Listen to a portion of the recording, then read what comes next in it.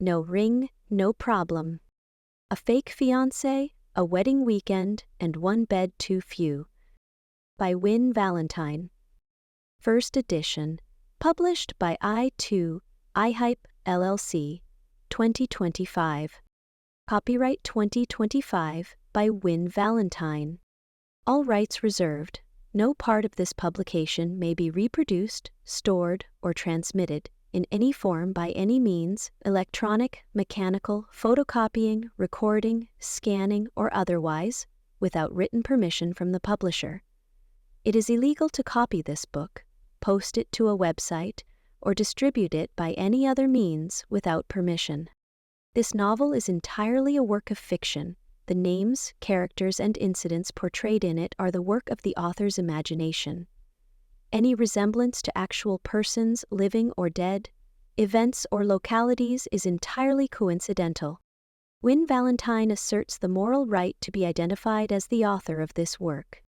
Designations used by companies to distinguish their products are often claimed as trademarks. All brand names and product names used in this book and on its cover are trade names, service marks, trademarks, and registered trademarks of their respective owners. The publishers and the book are not associated with any product or vendor mentioned in this book. None of the companies referenced within the book have endorsed the book. Book cover by Dana Sacco. Chapter 1. One latte, extra bitterness. Tessa stretched her arm across the steaming espresso machine, trying to reach the extra-large cup that some sadist had placed on the highest shelf. It figured she was exactly 5 foot 4, and a half inches tall. The half was critical, and whoever designed Bean Me Up's storage system was clearly a basketball player with a vendetta. Triple venti, half-sweet, non-fat caramel macchiato with extra foam and, are you getting this? Tessa glanced over her shoulder at a woman with oversized sunglasses and white AirPods firmly lodged in her ears. The customer's fingers flew across her phone screen without looking up. Extra foam and, Tessa prompted, balancing on her tiptoes. And a splash of almond milk, but not too much, like barely even there, just enough to say hi to the coffee and leave. The woman still hadn't made eye contact. And cinnamon on top. Not the powdered kind, the fancy stick. Tessa finally snagged the cup with her fingertips and wobbled back to solid ground. So, you want a cinnamon stick in your macchiato? No, I want you to grate it. Fresh? Of course she did. Tessa nodded, mentally converting pretentious coffee order into the Jennifer, which is what she wrote on the cup. Her manager frowned at this practice, but unless customers actually watched her write their names, they never noticed.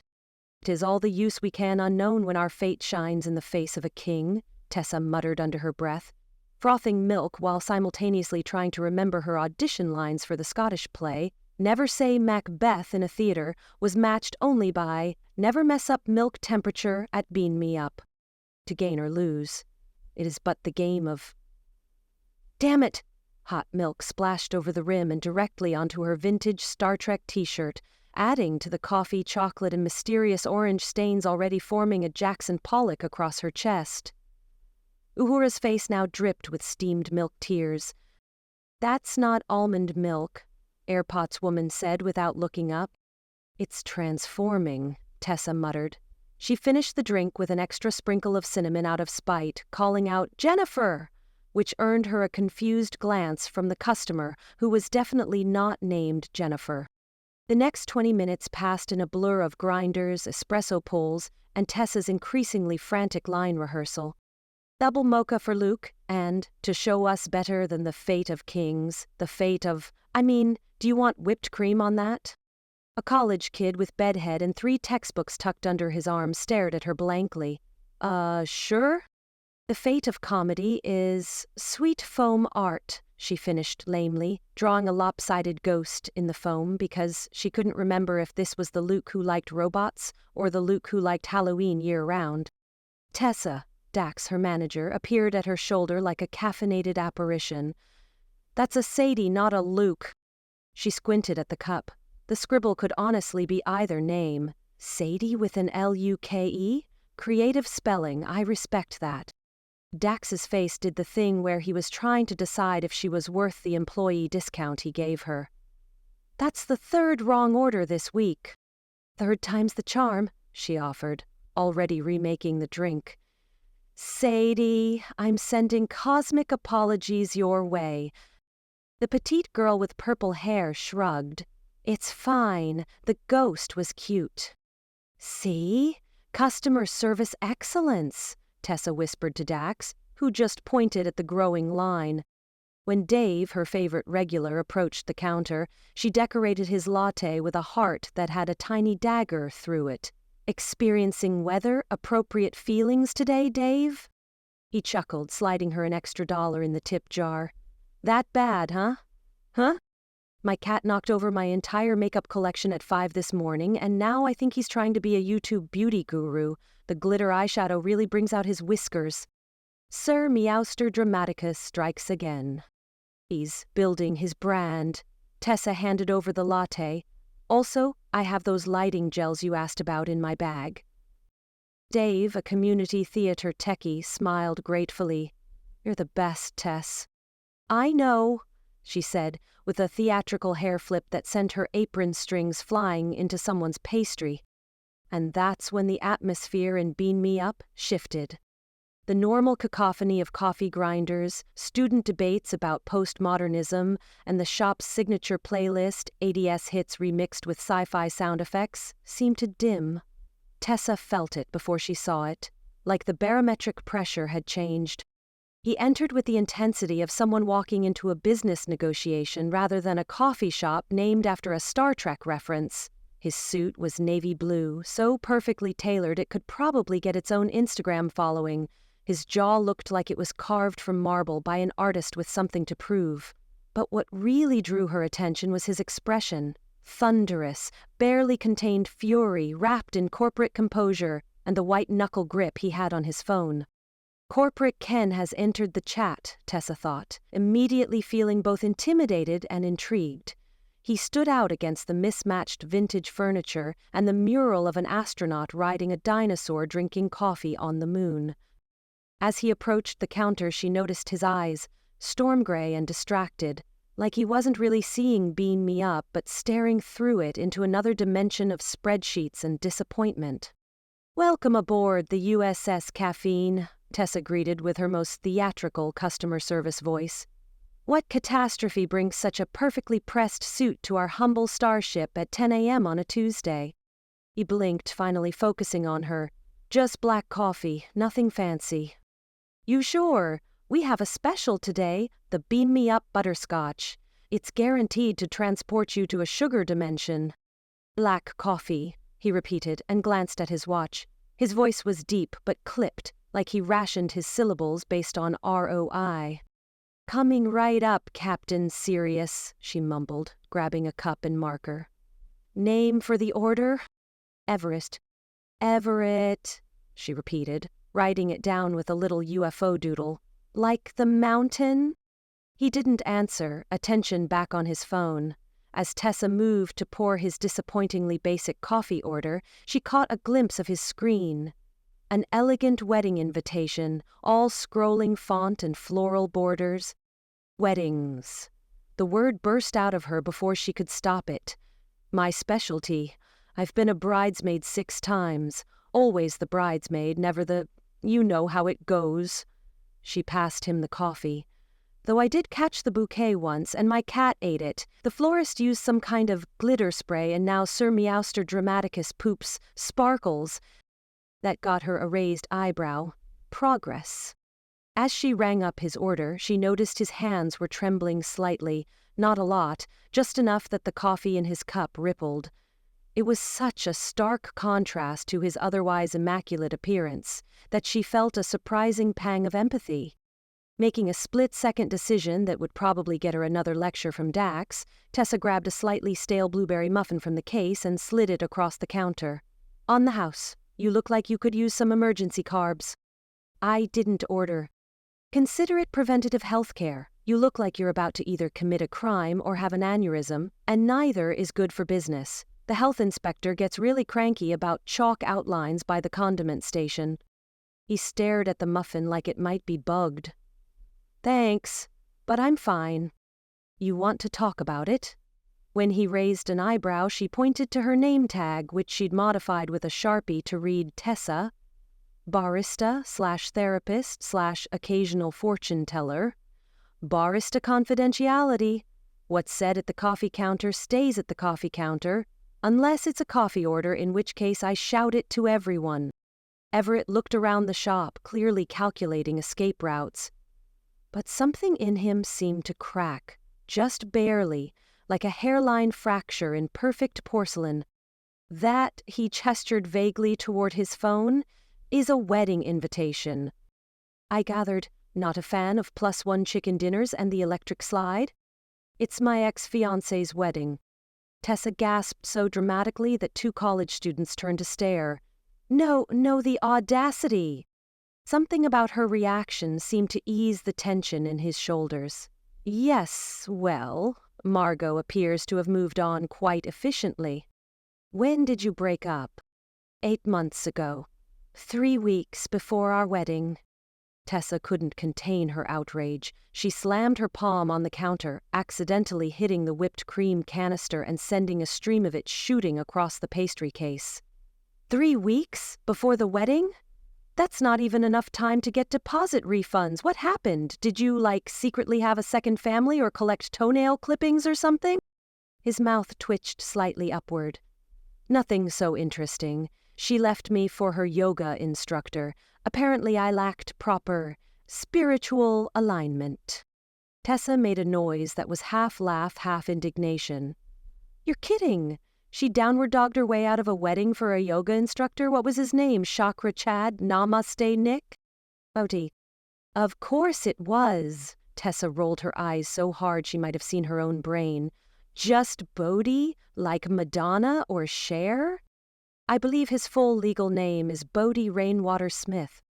Oh, come on, she snorted. That's not a name, that's a scented candle. Tessa, Dax called from across the counter, I need help with the line. She waved him off without looking away from Everett. Medical emergency. This man's ex is marrying a human incense stick. Turning back to Everett, she leaned across the counter conspiratorially, propping her chin on her hands. So, are you going to this traitorous celebration of downward dog romance? Something that might have been a smile ghosted across his face. Unfortunately, yes. Masochist. Pragmatist, I already RSVP'd. Before you knew whose wedding it was? No, he shifted uncomfortably. I knew, I just reacted poorly.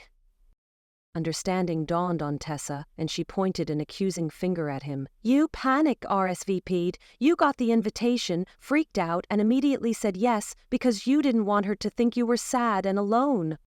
His silence was confirmation enough. So, now you're going to your ex-fiancée's wedding? Solo? She made it sound like he'd announced plans to swim with piranhas while covered in bacon. That's like showing up to a gunfight with a spork. I'm aware of the optics. Tessa drummed her fingers on the counter. What you need is a fake date. A fake date?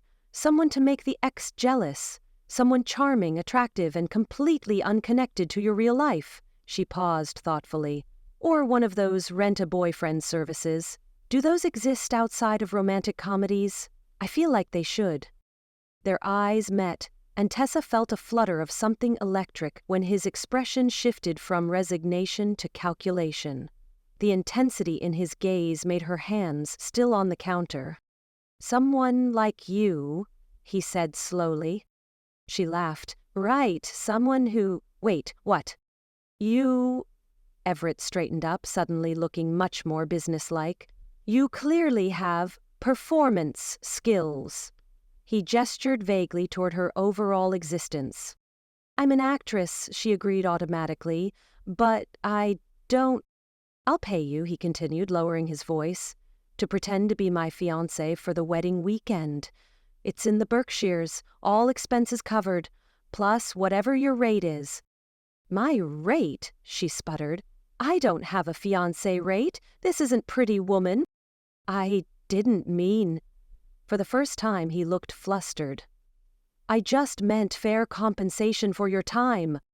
Tessa stared at him, certain he was joking, but his expression was dead serious, with an undercurrent of desperation that felt alarmingly genuine.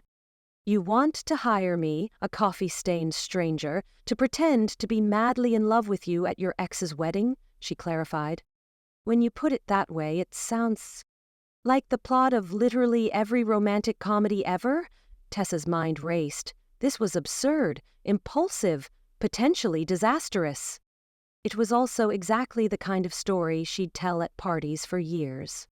She glanced down at her stained shirt, then at her meager tip jar, then at the final notice letter peeking out of her backpack beneath the counter. What was it her aunt always said? Life's a stage, darling. If the script is boring, improvise. The logical part of her brain screamed caution, but that voice was drowned out by the much louder part that thrived on chaos and opportunity. She mentally reviewed her weekend plans. Feed Mrs. Goldstein's cat, laundry day, stare at her bank account and cry softly. Nothing that couldn't be rescheduled. Before her common sense could catch up, Tessa extended her coffee-stained hand across the counter. Hi, I'm Tessa James, your new fiancé, she announced with a grin that felt equal parts terrifying and exhilarating. When do we leave? The flash of relief on his face was almost worth the insanity of the agreement. Almost. They quickly exchanged numbers and Everett promised to text details, looking both bolstered and vaguely terrified as he headed for the door. The moment he left, Marco, her co-worker, materialized at her side like a gossipy ghost. Did you just agree to marry suit guy? He whispered. Tessa watched Everett's perfectly postured retreat through the window, adrenaline humming through her veins, like she'd shotgunned 3 espressos. Only pretend, Mary, she corrected, finally turning back to the espresso machine. What's the worst that could happen? Besides, did you see those cheekbones? Sir Meowster Dramaticus will love him. As she steamed milk for the next order, Tessa couldn't decide if she'd just made the best or worst decision of her life. Either way, it would make an excellent second act. Chapter 2. Terms and No Conditions. Everett Marks did not consider himself to be a spontaneous man. Spontaneity led to mistakes, and mistakes led to situations like the one he now found himself in, preparing to attend his ex-fiancée's wedding with a woman who had, until recently, only served him coffee and occasionally spilled it on his ties. He folded another dress shirt along precise, invisible lines and placed it into his suitcase. Gray with subtle pinstripes for the rehearsal dinner, light blue for the welcome brunch, white for the actual wedding, paired with his navy suit. Professional enough to say, "I'm doing well," without screaming, "I'm trying too hard." His phone lit up with a notification. Benji. Remember to have fun this weekend. Everett grimaced at the yoga emojis, a pointed reference to Margot's new husband-to-be, the enlightened Chad from Bali who had convinced his fiancée she needed more spiritual adventure in her life. As if adventure was a valid reason to discard 3 years of carefully constructed plans. He added his toiletry bag, organized by frequency of use, to the case, then slipped in a neatly printed document titled Parameters of Fictitious Engagement. 2 pages, double-sided, covering all contingencies from physical contact, minimal, to backstory. They'd been dating 6 months, not long enough to raise eyebrows about not mentioning her before. He'd spent 4 hours drafting it, while simultaneously questioning his life choices. The document also specified separate sleeping arrangements. Yes, he'd thought of everything. Everett surveyed his packing one last time. Socks sorted by color, extra tie in case of spills, a real concern given Tessa's track record, itinerary printed and tucked into the front compartment, and precisely enough underwear with a prudent extra pair. He zipped the suitcase closed with a satisfying finality. Preparation meant control, and control meant safety from unwanted complications. 20 minutes later, Everett was loading his perfectly sensible sedan, a charcoal gray midsize with excellent safety ratings and just enough luxury to communicate success without ostentation. He placed his suitcase in the trunk with mathematical precision, leaving exactly enough space for Tessa's luggage, though how much could a barista/aspiring actress need for a two-night stay? The thought of Tessa sent his mind spiraling into an unexpected anxiety loop. He knew almost nothing about her beyond her coffee-making skills, her theatrical tendencies, and her unnerving ability to dismantle his composure with a single raised eyebrow. What if someone asked how they met? What if they had incompatible answers about their relationship? What if he was allergic to whatever perfume she wore? He mentally added exchange basic biographical information to his checklist right between confirm arrival time with venue and practice normal-looking smiles. The navigation system sprang to life as Everett punched in Tessa's address. 23 minutes. What kind of questions should he ask first? Favorite color felt too juvenile. Political leanings too inflammatory. Perhaps he should start with siblings. Yes, siblings were safe territory. As he pulled into the flow of traffic, Everett wondered if maybe, just maybe, he might be overthinking this. Exactly 23 minutes later, Everett double-checked the address and texted Tessa. "I've arrived outside your building, gray Audi, north side of the street." He waited 5 minutes, then sent, "Just to confirm, this is 1422 Westbrook Avenue, Unit 3C?" 3 minutes later, "Tessa, our departure window is narrowing if we want to arrive before 4 p.m. He was composing a fourth text when the building's front door burst open and Tessa exploded onto the sidewalk. She wore a floral sundress under an oversized denim jacket, her auburn hair piled in what he could only describe as an intentional mess. She was juggling an enormous floral duffel bag, 2 hanging garment bags, and was that a potted plant? Everett stepped out of the car, automatically moving to help with her luggage. "Sorry," she called, breathless. "Had a wardrobe crisis, then a hair crisis, then couldn't find my good mascara." She thrust the potted plant into his arms. "This is Sir Macbeth, my peace lily. He'll die if I leave him alone. He's very dramatic." Everett stared at the plant, then at Tessa. "You're bringing a plant to a wedding?" "Just to the inn." She hefted her duffel toward the car. "Peace lilies are sensitive to abandonment. Like me, but with fewer daddy issues." Against his better judgment, Everett found himself adjusting the trunk to accommodate Sir Macbeth, securing him between the luggage so he wouldn't tip over. Does he need sunlight, water, a monologue? Just the occasional mist and some Shakespeare quotes if he's looking droopy. She flashed a smile that did something alarming to his internal organs. "Ready to start pretending you love me?" The first 15 minutes of the drive passed in a surprisingly comfortable silence. Everett stole occasional glances at Tessa, who seemed engrossed in a brightly colored binder she'd pulled from her bag. It was decorated with what appeared to be glitter pen and stickers and boldly labeled Operation Future Ex-Fiancé. Before he could comment, she reached toward his dashboard. "Mind if I connect my phone? I made us a playlist." Without waiting for an answer, she paired her device and suddenly the car filled with the unmistakable opening of Love Story by Taylor Swift. Everett winced and turned the volume down. "I think we should discuss parameters first." "Parameters?" She tilted her head, the corner of her mouth quirking upward. "That sounds sexy in a nerdy way." "I've prepared a document." He gestured vaguely toward his bag in the back seat. "But I can summarize the key points." "Of course you prepared a document." Her voice danced somewhere between amusement and genuine affection. "Go on then, summarize away." Everett cleared his throat, oddly flustered by her attention. "First, our backstory should be consistent but simple. We met at your coffee shop, we've been dating 6 months, I proposed." "At Harborview Park," Tessa interjected. "Under the big oak tree, at sunset. You had a string quartet, and—" "That's excessive," he frowned, checking his blind spot before changing lanes. "And potentially verifiable. What if someone knows the park administrator and asks about permits?" She blinked at him. "The park administrator?" "People talk," he said firmly. "We need a story that's romantic but plausible. Coffee shop, 6 months. Simple proposal at a nice restaurant."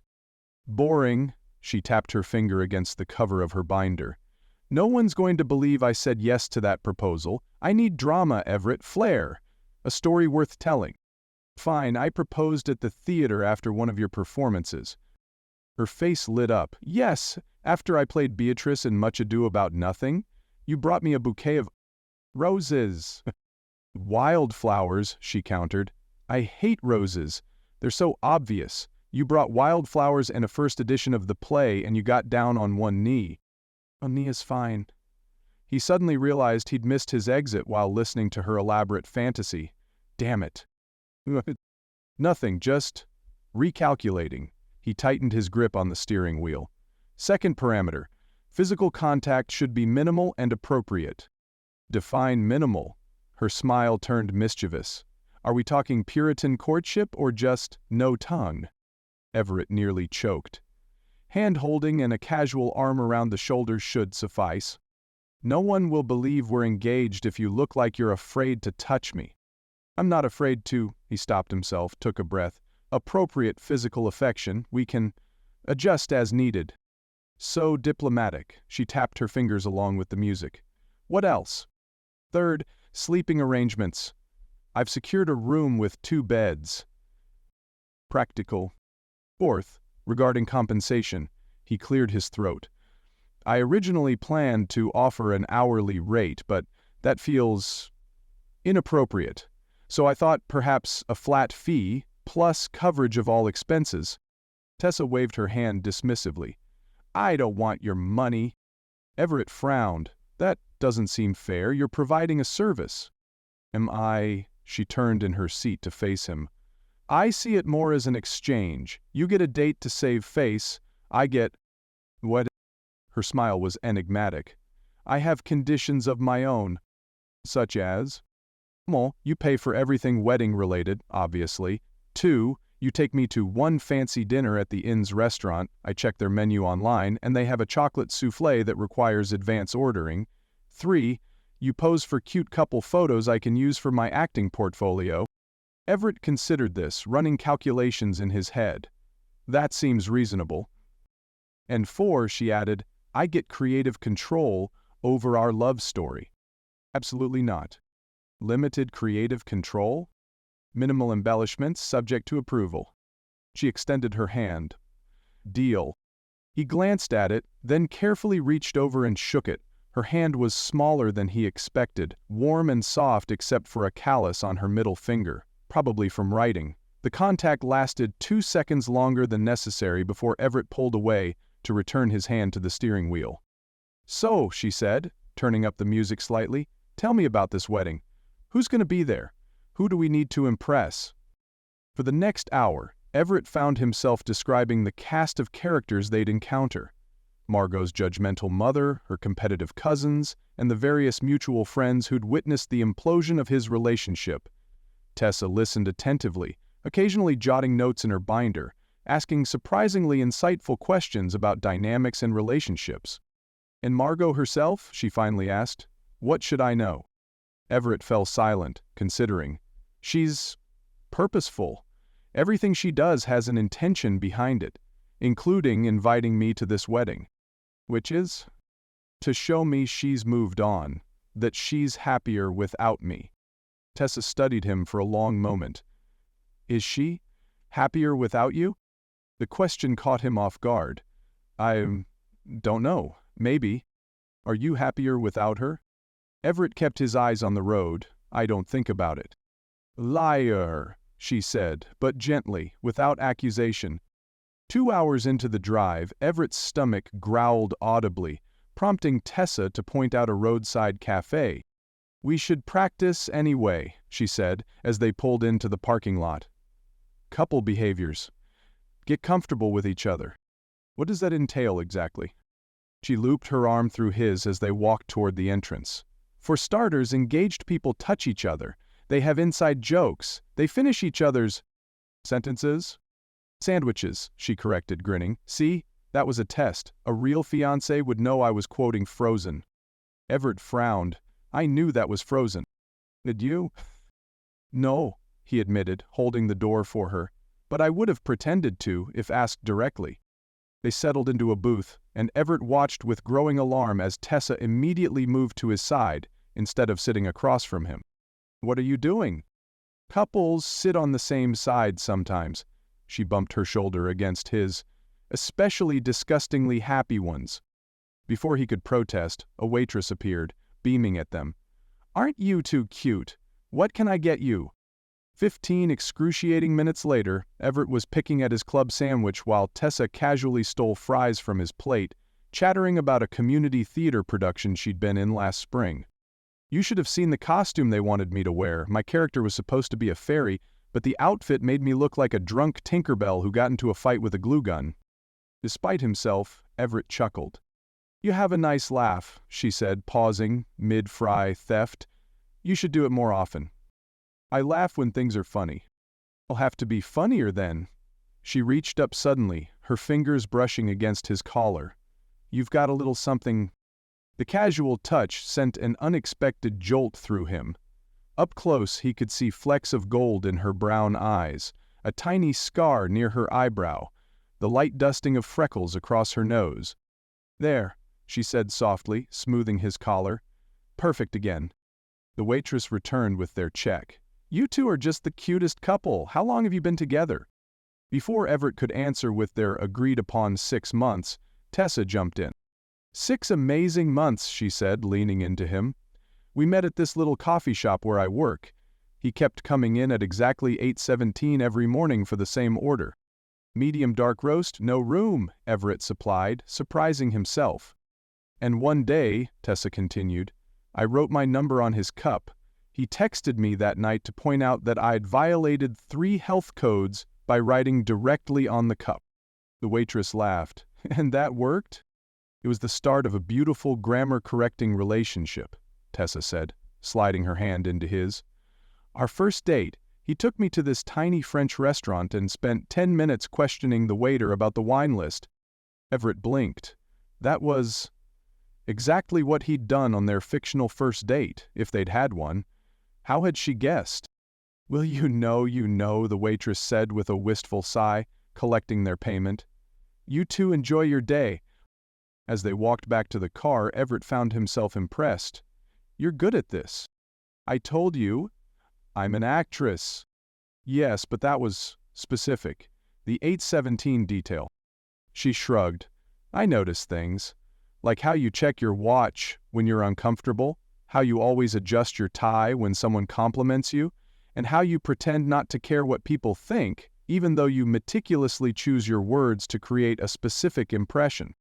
Everett stared at her, momentarily speechless. "Don't worry," she said, patting his arm. "Your secrets are safe with your fake fiancé."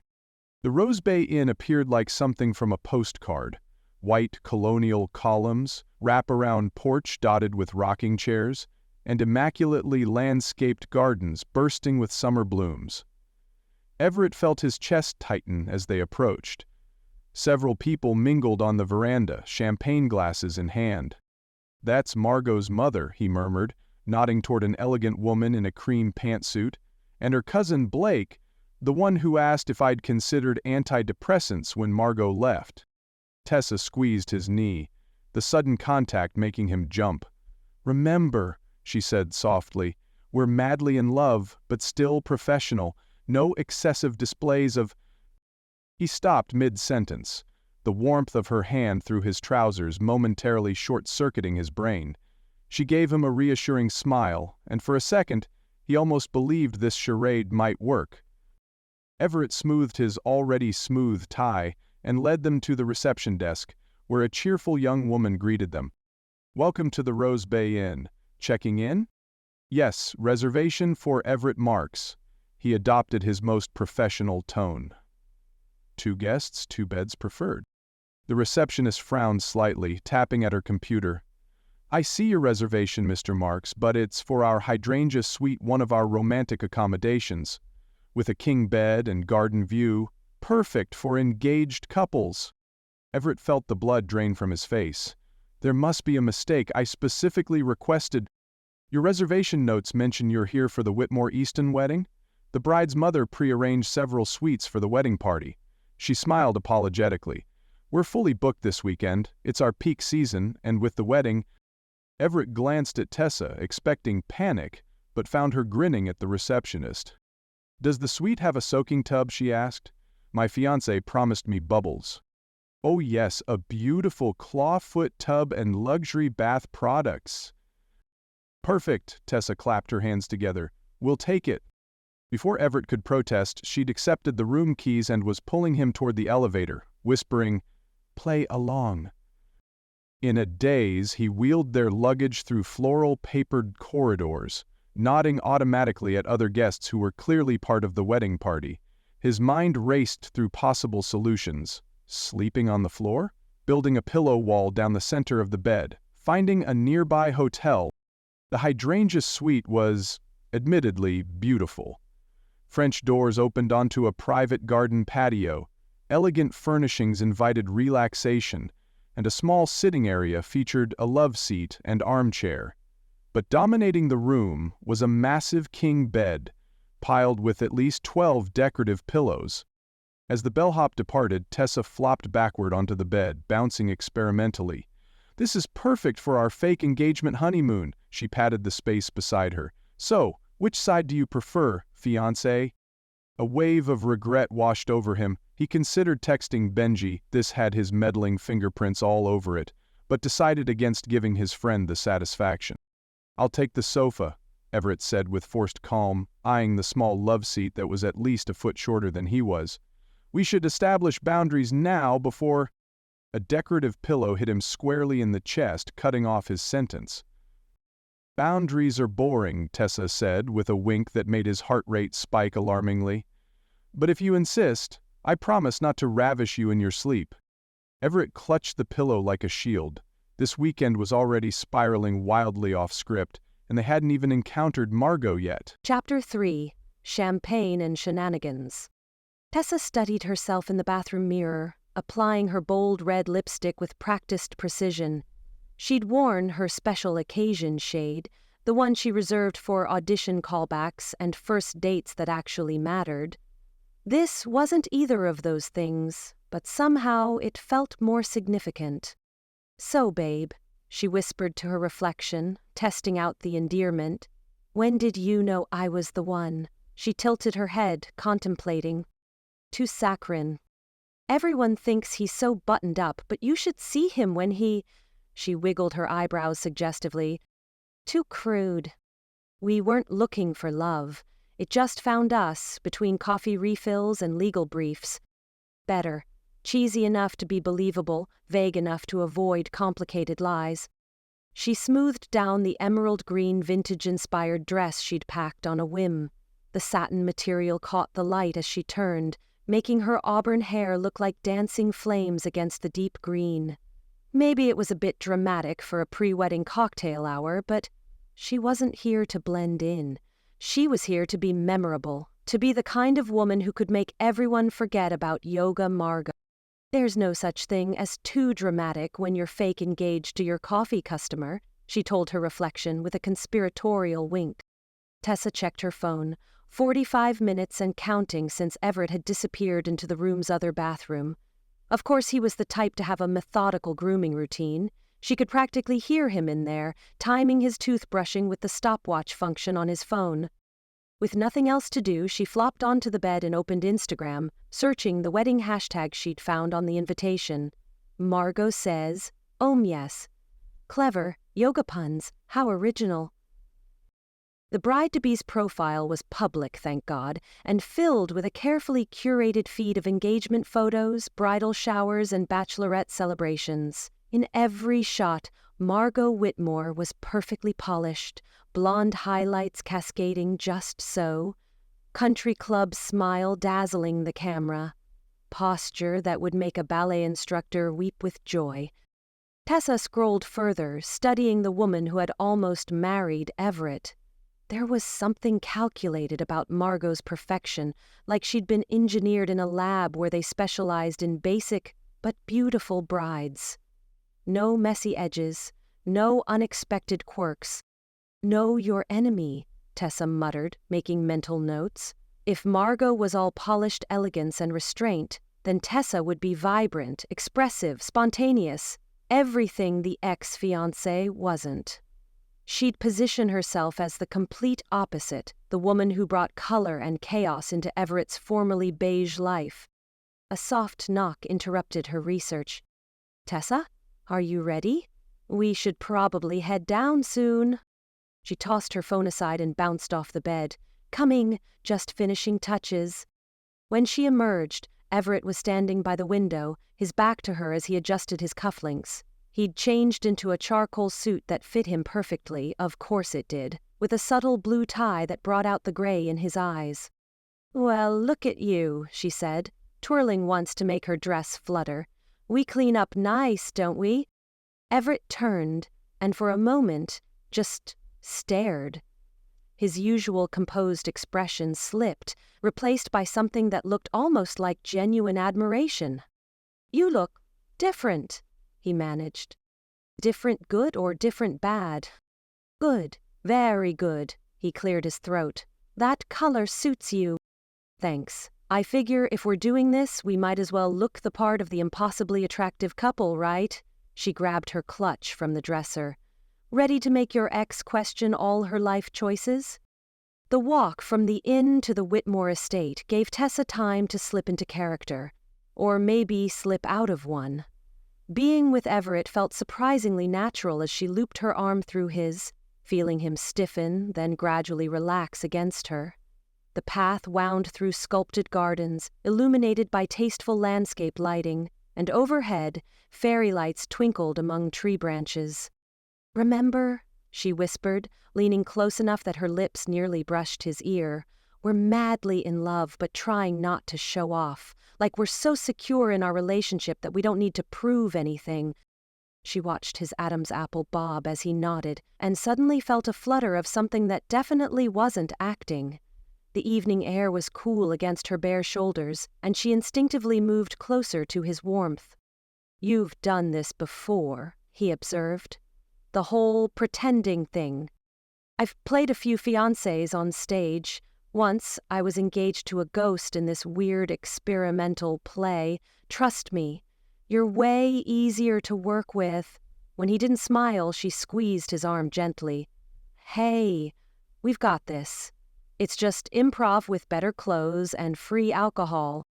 As they approached the estate's manicured gardens, where cocktail hour was underway, Tessa felt Everett's pace slow. The buzz of conversation grew louder, punctuated by laughter and the gentle clink of glasses. Through a stone archway, she could see guests in cocktail attire mingling around high-top tables, and a string quartet playing something classical that she probably should recognize. She gave his arm a reassuring squeeze. "Showtime, honey. Follow my lead, and remember, these people are the supporting cast in our story." His grateful glance made her heart do an unexpected somersault. There was something about the vulnerability in his eyes, like he was genuinely putting his trust in her. It made her want to protect him, which was ridiculous because he was a grown man who argued for a living. They'd barely stepped through the garden gate when a waiter materialized with a tray of champagne flutes. Tessa accepted one gracefully, clinking it against Everett's and announcing, "To us, babe, our first official outing as fiancés." She made sure her voice carried just enough to turn a few curious heads, including a cluster of bridesmaids in matching pastel dresses. The women looked over with poorly concealed interest. "You don't have to do that," Everett muttered against his glass. "Yes, I do," she whispered back with a dazzling smile. "Trust the process." Before he could respond, a silver-haired couple approached, the woman's jewelry catching the light as she extended her hand to Everett. "Everett, Patricia and Richard Connolly, friends of the Whitmores. We haven't seen you since the engagement party. And who is this lovely young woman?" "This is Tessa," he said, his hand finding the small of her back. "My fiancée." The word hung in the air for a moment, and Tessa watched the older couple's eyes widen slightly. "Fiancé? My goodness, that was quick. How wonderful for you both," Patricia said, recovering admirably. "How did you two meet?" Tessa launched into their rehearsed coffee shop meet-cute, but couldn't resist embellishing. He ordered the same boring black coffee every day for weeks until I wrote my number on his cup with the smiley face. He was too shy to call, so I had to spill coffee on his tie to get his attention. I still have the tie, Everett added, surprising her. Can't get the stain out. That's because it's a reminder from the universe, Tessa shot back, leaning into him. The universe knows you need a little mess in your life. Everett's surprised laugh sounded almost genuine, warm and unguarded in a way she hadn't heard before. It made something flutter in her chest. The Connollys soon drifted away, but the space around Tessa and Everett steadily filled as more guests approached, drawn by the novelty of Everett's new relationship status. Tessa found herself the center of attention as she charmed wedding guests with animated stories about their supposed romance. "When did you know he was the one?" asked a woman who introduced herself as Margot's cousin. "Ooh, that's easy," Tessa said, her eyes sparkling. "It was raining, and I'd forgotten my umbrella again. Everett walked me to my car, getting soaked himself. Then the next day there was an umbrella waiting for me at the coffee shop counter. He'd bought it for me but was too embarrassed to give it to me directly." She glanced at him softly. "That's when I knew. He pays attention to the details." A warm murmur spread through their audience. "And the proposal?" someone else asked. Tessa made impulsive eye contact with Everett before spinning a tale about a bookstore scavenger hunt that ended with a ring hidden in a copy of Pride and Prejudice. "He knows it's my favorite," she added, watching Everett's eyes widen slightly. She hadn't planned this detail beforehand. "He had the bookstore hide little notes in all my favorite books, leading me from one to the next. I was so focused on finding the clues I didn't notice he'd disappeared until I found him waiting in the classics section, down on one knee." "It took a lot of planning," Everett said, recovering smoothly as he slipped his arm around her waist. "But her face when she found that last note was worth it." Tessa leaned her head against his shoulder, playing her part, but the weight of his arm around her, the firmness of his side against hers, felt disconcertingly right. She was getting too comfortable in this role. "If you'll excuse me," she said, flashing a smile at the group. "I need to find the ladies' room."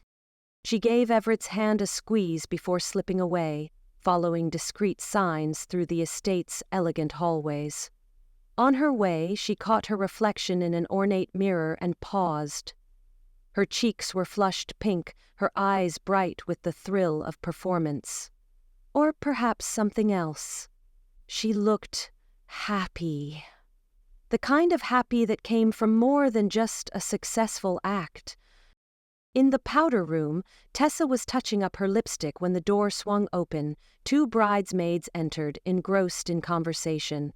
They barely glanced at her as they moved to the other end of the counter. "I don't buy it," said the taller one, her voice razor-sharp beneath its polished veneer.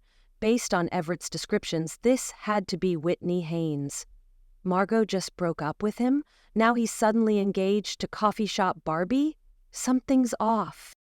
"I don't know, they seem pretty into each other," the other bridesmaid said, adjusting her pastel dress. "And did you see how he looks at her? Everett never looked at Margot like that." Whitney snorted delicately. "Please, it's a classic rebound. He's trying to prove he's over Margot, and Little Miss Redhead is just convenient. I bet she doesn't even know his middle name." "It's James," Tessa said before she could stop herself, turning to face them with a sweet smile. "After his maternal grandfather. His favorite color is navy blue. He's allergic to cats but loves dogs, and he makes the most adorable little frown when he's concentrating." She snapped her clutch closed with a decisive click. "Oh, and he prefers dark chocolate to milk. Anything else you'd like to know about my fiancé, or should I just forward you his dental records?" She swept past the stunned bridesmaids, her heart pounding. Most of what she'd said was pure improvisation, except the middle name, which she'd glimpsed on his credit card, but somehow she felt certain about the chocolate. Back at the party, Tessa spotted Everett cornered by Whitney, who'd apparently taken a shortcut back to the garden, and another bridesmaid. His face had that polite, pained expression she recognized from their first meeting, like someone trapped in a conversation they couldn't escape. She swooped in, sliding an arm around his waist and pressing a kiss to his cheek that left a perfect lipstick print. "Sorry to interrupt, ladies, but I need to steal my fiancé for a moment." She felt Everett's arm tighten around her waist as Whitney's eyes narrowed. "We were just talking about Margot's bachelorette weekend," Whitney said. "Everett, I was telling the girls how hard it was to find a yoga instructor as flexible as Margot's fiancé." Tessa felt Everett tense beside her. Without missing a beat, she laughed lightly. "Flexibility is overrated. Give me stability any day." She looked up at Everett with deliberate adoration. "I've dated enough flexible guys to know what I really wanted was someone who stands firm." She tugged gently on his hand. "Now, if you'll excuse us, I promised I'd introduce Everett to my aunt on FaceTime. She's touring with her theater company and couldn't be here to meet him in person." Tessa led Everett to a quieter corner of the garden beneath a blooming wisteria arbor and whispered urgently, "Whitney's suspicious. We need to step it up." She reached up to wipe her lipstick from his cheek, surprised by the warmth of his skin under her fingers. Her touch lingered a moment too long, and something shifted in Everett's expression. "Did you know Pride and Prejudice is actually my favorite book?" she added, watching confusion flicker across his face. "I made a lucky guess?" "Very lucky, though if we're being honest, it's tied with a collection of Shakespeare sonnets my aunt gave me when I was 16. She fidgeted with her bracelet. "I may have gotten carried away in there. I told Whitney your middle name is James, and that you're allergic to cats." "I am allergic to cats. And how did you know my middle name?" "I saw it on your credit card that first day. James is my last name, so it stood out." She tilted her head. "Is the dark chocolate thing true too?" "Yes," he said, sounding surprised. "How did you?" "Just a feeling. You don't seem like a milk chocolate guy." She shrugged. "Too sweet. Not complex enough." As the evening progressed, Tessa found herself genuinely enjoying playing Everett's fiancé. She discovered he had a dry wit that paired perfectly with her theatrical comebacks, and occasionally he'd murmur an observation about one of the guests that would make her stifle a laugh against his shoulder. They fell into a comfortable rhythm, her hand on his arm, his palm at the small of her back, bodies angled toward each other like they'd been doing this dance for years. When he absent-mindedly tucked a strand of hair behind her ear while she was mid-story, she momentarily forgot what she was saying. The gesture felt so natural that it threw her off screen. At the end of the evening, as they walked back to the inn under a starlit sky, Tessa couldn't help but feel a strange mix of satisfaction and unease. The night air had cooled, and Everett had insisted she take his suit jacket. It hung large on her frame, warm with his body heat, and smelling faintly of expensive cologne. "We killed it," she said, her arm still looped through his. "Whitney's definitely suspicious, but everyone else is eating it up." "You were amazing," Everett said, his voice soft in the darkness. "Where did you come up with all those details about us?" Tessa shrugged. "I'm an actress. Becoming other people is what I do." But as she said it, she realized with a jolt that tonight didn't feel entirely like acting, and that realization was more terrifying than any suspicious bridesmaid. There had been moments, like when he'd laughed at her coffee shop story or when his fingers had brushed her spine, that felt real in a way that made her heart race. "You know," she added, trying to lighten her suddenly heavy thoughts, "for a corporate attorney with spreadsheet tendencies, you're surprisingly good at this fake relationship thing." "I think it's the company," he said. Then, after a pause, "Is Pride and Prejudice really your favorite book?" "I cannot fix on the hour or the spot or the look or the words which laid the foundation," she quoted softly. "It is too long ago. I was in the middle before I knew that I had begun." Something unreadable passed across Everett's face in the moonlight. Then he smiled, a real smile that reached his eyes. "Elizabeth Bennet to Mr. Darcy. Impressive." "I'm full of surprises." She bumped her shoulder against his arm, ignoring the flutter in her chest. This was just a role, she reminded herself. The best actors were the ones who could convince even themselves, just for a little while. Chapter 4. Don't catch feelings.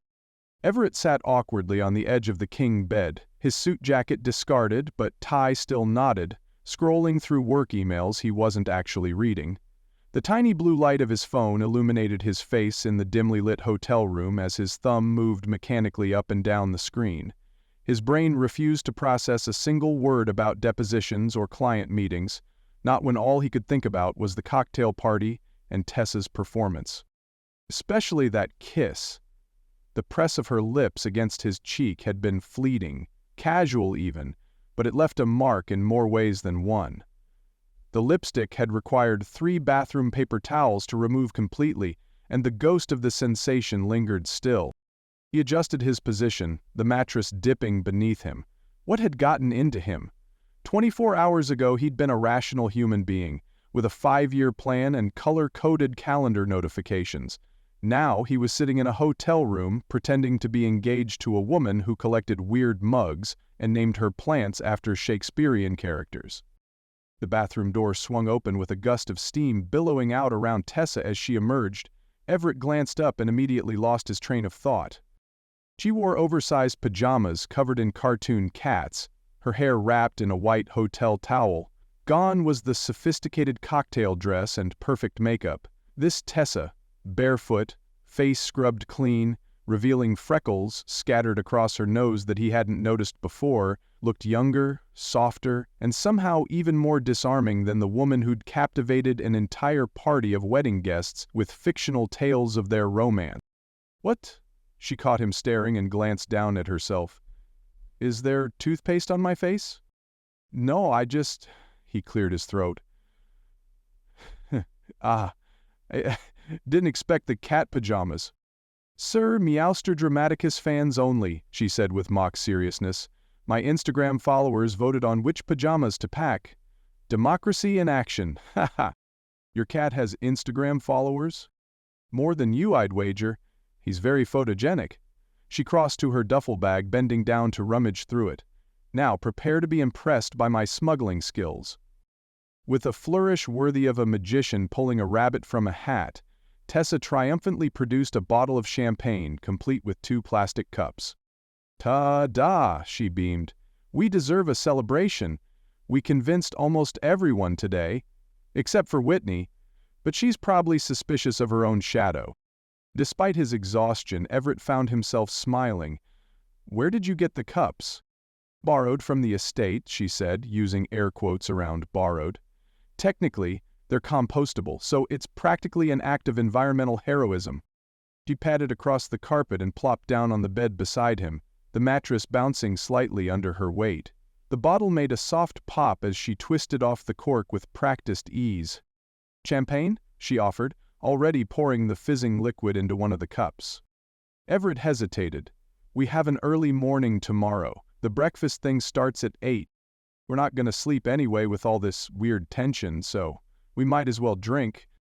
Her blunt assessment made heat rise to his face. He reached up and loosened his tie, suddenly feeling the constriction around his throat.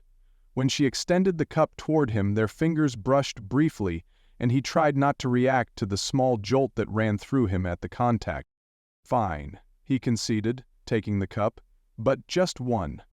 "That's what they all say." She poured herself a generous portion. "Scoot over, counselor. You're hogging the view." He moved further onto the bed, allowing her to climb fully onto the mattress. They settled against the headboard on opposite sides, a respectful gap between them that somehow felt both necessary and ridiculous, given the circumstances. "To fooling the masses," Tessa said, raising her cup. "To not making complete fools of ourselves," Everett countered. She laughed and clinked her plastic cup against his. "Too late for that hope." The champagne was surprisingly good, and Everett took a larger sip than intended, the bubbles tickling his nose. Tessa kicked her legs out, stretching them across the comforter, accidentally nudging his thigh with her foot. Yesterday he would have immediately shifted away. Tonight he stayed put. The slight pressure of her foot against his leg oddly comforting. "So," she said, settling deeper into the pillows, "tell me about your most embarrassing professional moment. I need ammo for tomorrow when people ask how you are in court." "That's privileged information, counselor." "I'm your fiancé. Privilege extends to me. She wiggled her eyebrows. "Spill it." He took another sip, feeling the tension in his shoulders loosen slightly. "Fine, second year as an associate, major client presentation. I hadn't slept in 48 hours preparing the briefs, and I'd had about 6 espressos that morning." "Oh no." "Oh yes, mid-presentation the room started spinning. Next thing I knew I was waking up on the conference room floor with the managing partner loosening my tie, and the client's CEO holding a glass of water." Tessa's eyes widened. "What happened?" "They gave me the account anyway. Said anyone who worked themselves into unconsciousness clearly had dedication." He grimaced. "Not my proudest moment. Still better than my disaster at the Regional Theater Awards. I tripped on stage and took down an entire backdrop. The artistic director for Hamilton was in the audience." She sighed dramatically. "I've been typecast as clumsy sidekick ever since." The conversation flowed more easily with each sip of champagne. Tessa regaled him with tales of backstage disasters, the lead actor who lost his voice opening night, the understudy who went on without knowing a single line, the prop gun that fired actual water instead of blank sound effects. In return, Everett found himself sharing stories he rarely told anyone, about law school pranks and courtroom blunders. When she refilled their cups, he didn't protest. "So what made you leave corporate law?" Tessa asked, tucking her legs beneath her. "Benji mentioned you used to work for some big firm." Everett swirled the champagne in his cup. "I realized I was building someone else's life, not mine." The words surprised him as they came out. It wasn't the standard explanation he gave about work-life balance and entrepreneurial spirit.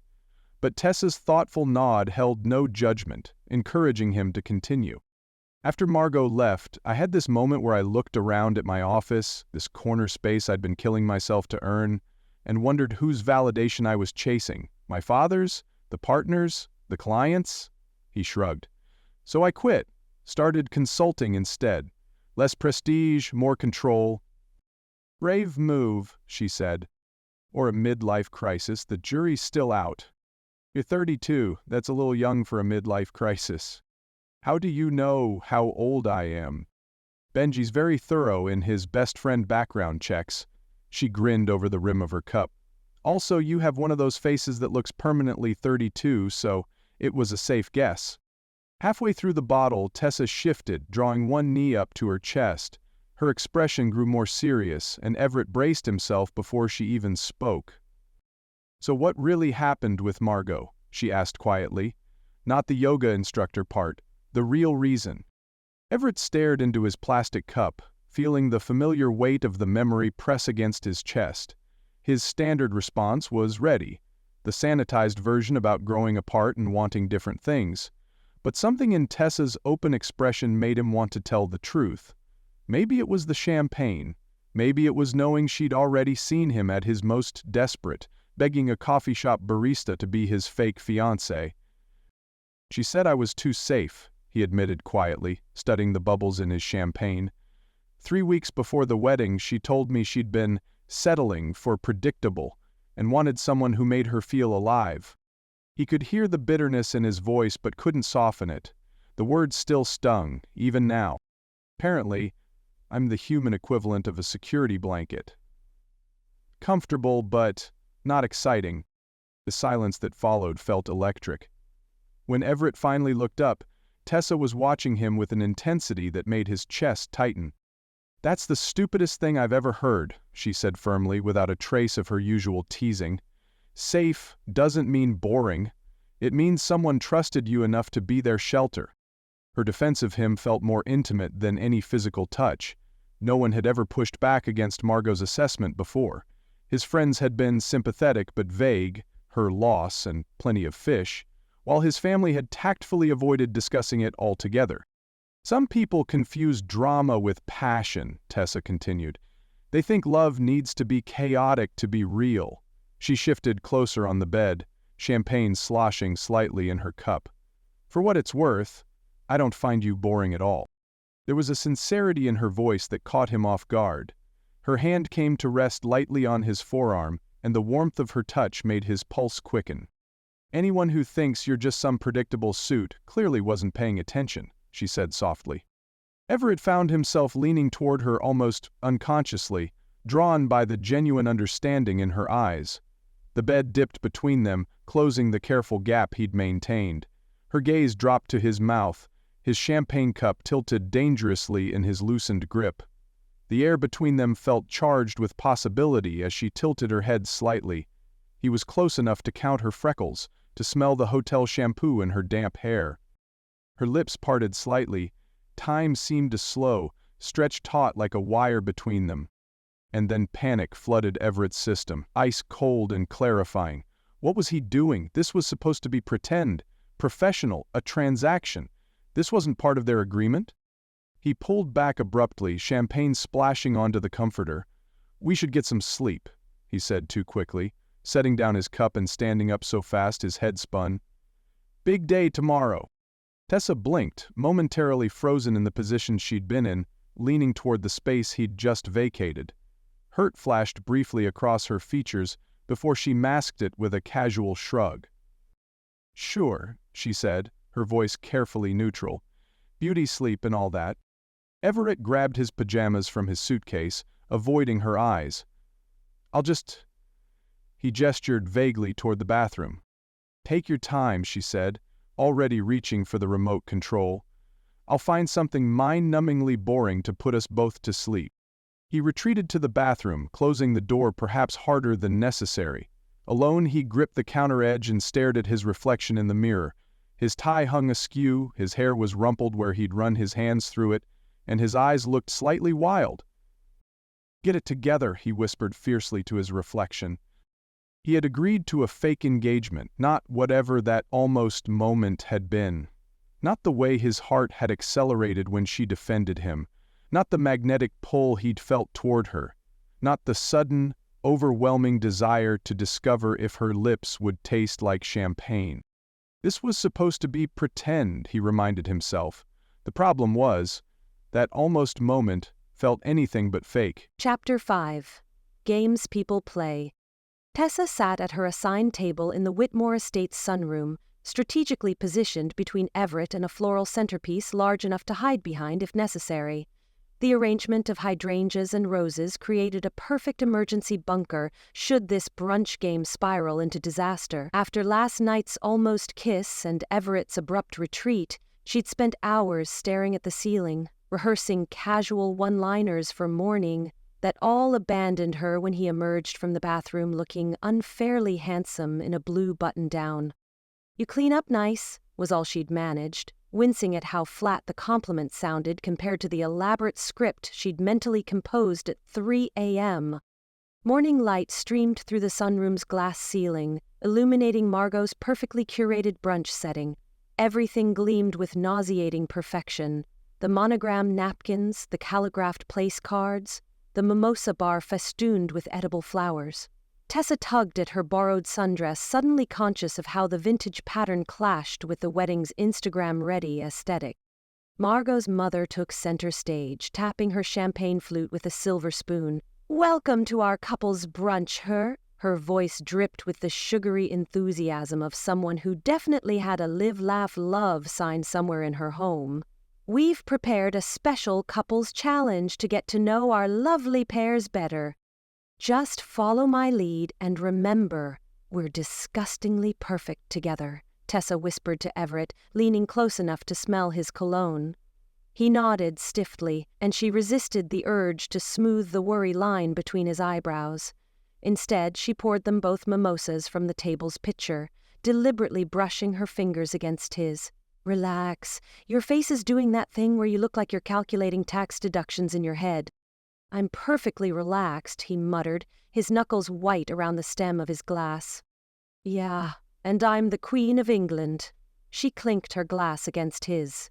"Drink up, Your Majesty needs you loosened."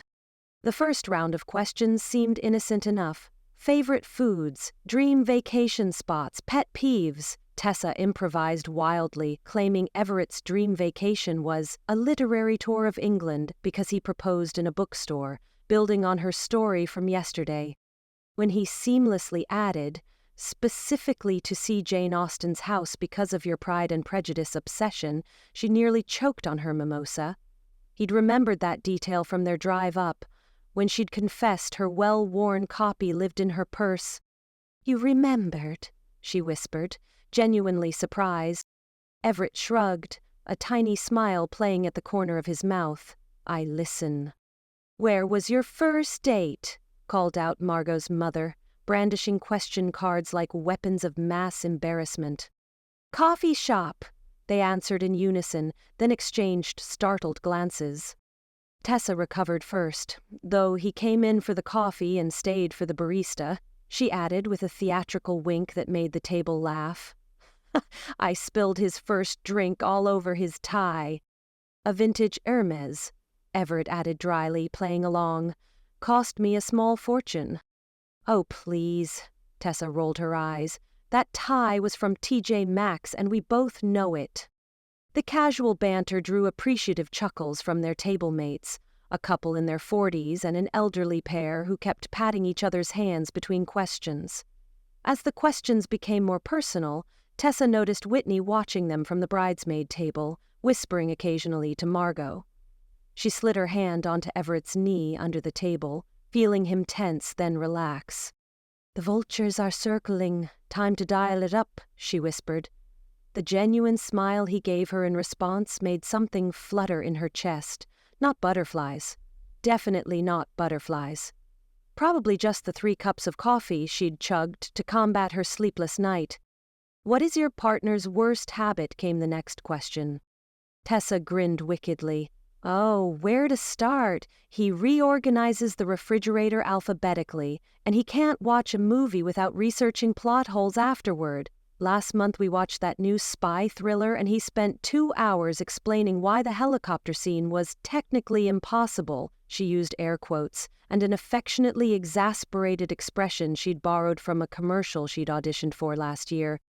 Everett surprised her by countering smoothly. "She names inanimate objects. Our coffee maker is Fernando. The GPS in my car is Gertrude." A ripple of laughter circled the table. "And she talks during the best parts of movies because she's predicting the ending." The specificity startled her. These were actual habits she'd mentioned in passing during their drive. She hadn't realized he'd been paying such close attention. "Next question," announced Margot's mother. "Write down what your partner is most afraid of. No peeking." Small note cards and pens were distributed. Tessa chewed her lip, pen hovering above the pristine white square. She scribbled, appearing vulnerable without thinking, then panicked. It was too real, too close to their conversation last night. She should have written something funny, like autocorrect or public speaking. She tried to snatch the card back, but the mother of the bride was already collecting them with the efficiency of a tax collector. When the answers were revealed, Everett looked stunned as he heard his card read aloud. His answer for her rejection during auditions was equally accurate. Their eyes met in a moment of unexpected recognition. "How did you know?" he murmured. "I'm observant," she whispered back. "Hazard of the profession."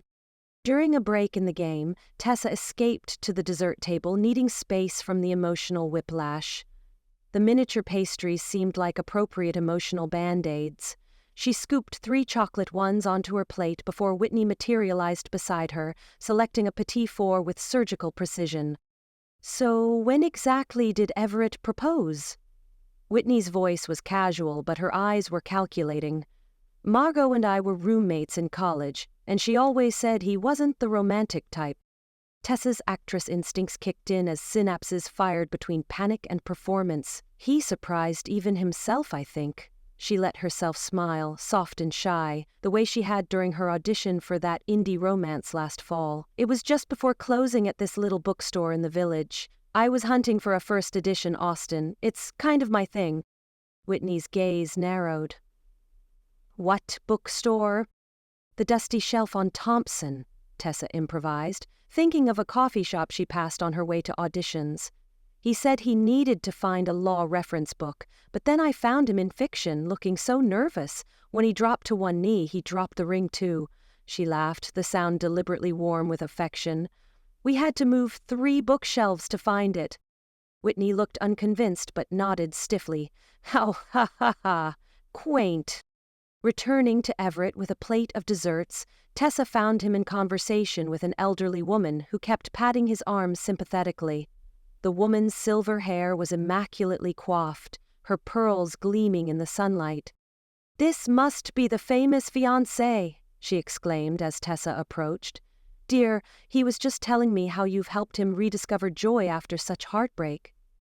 Unprepared for this narrative twist, Tessa felt heat rush to her face. "The way he looks at you. That's not something you can fake," the woman added with a knowing smile. "I'm a very lucky woman," Tessa managed, sliding her free arm through Everett's. He felt solid and warm against her side, too solid, too warm, too real. "Grand used to be a therapist," Everett explained after the woman wandered away. "She's perceptive." "What exactly did you tell her?" Tessa asked, heart still beating too fast.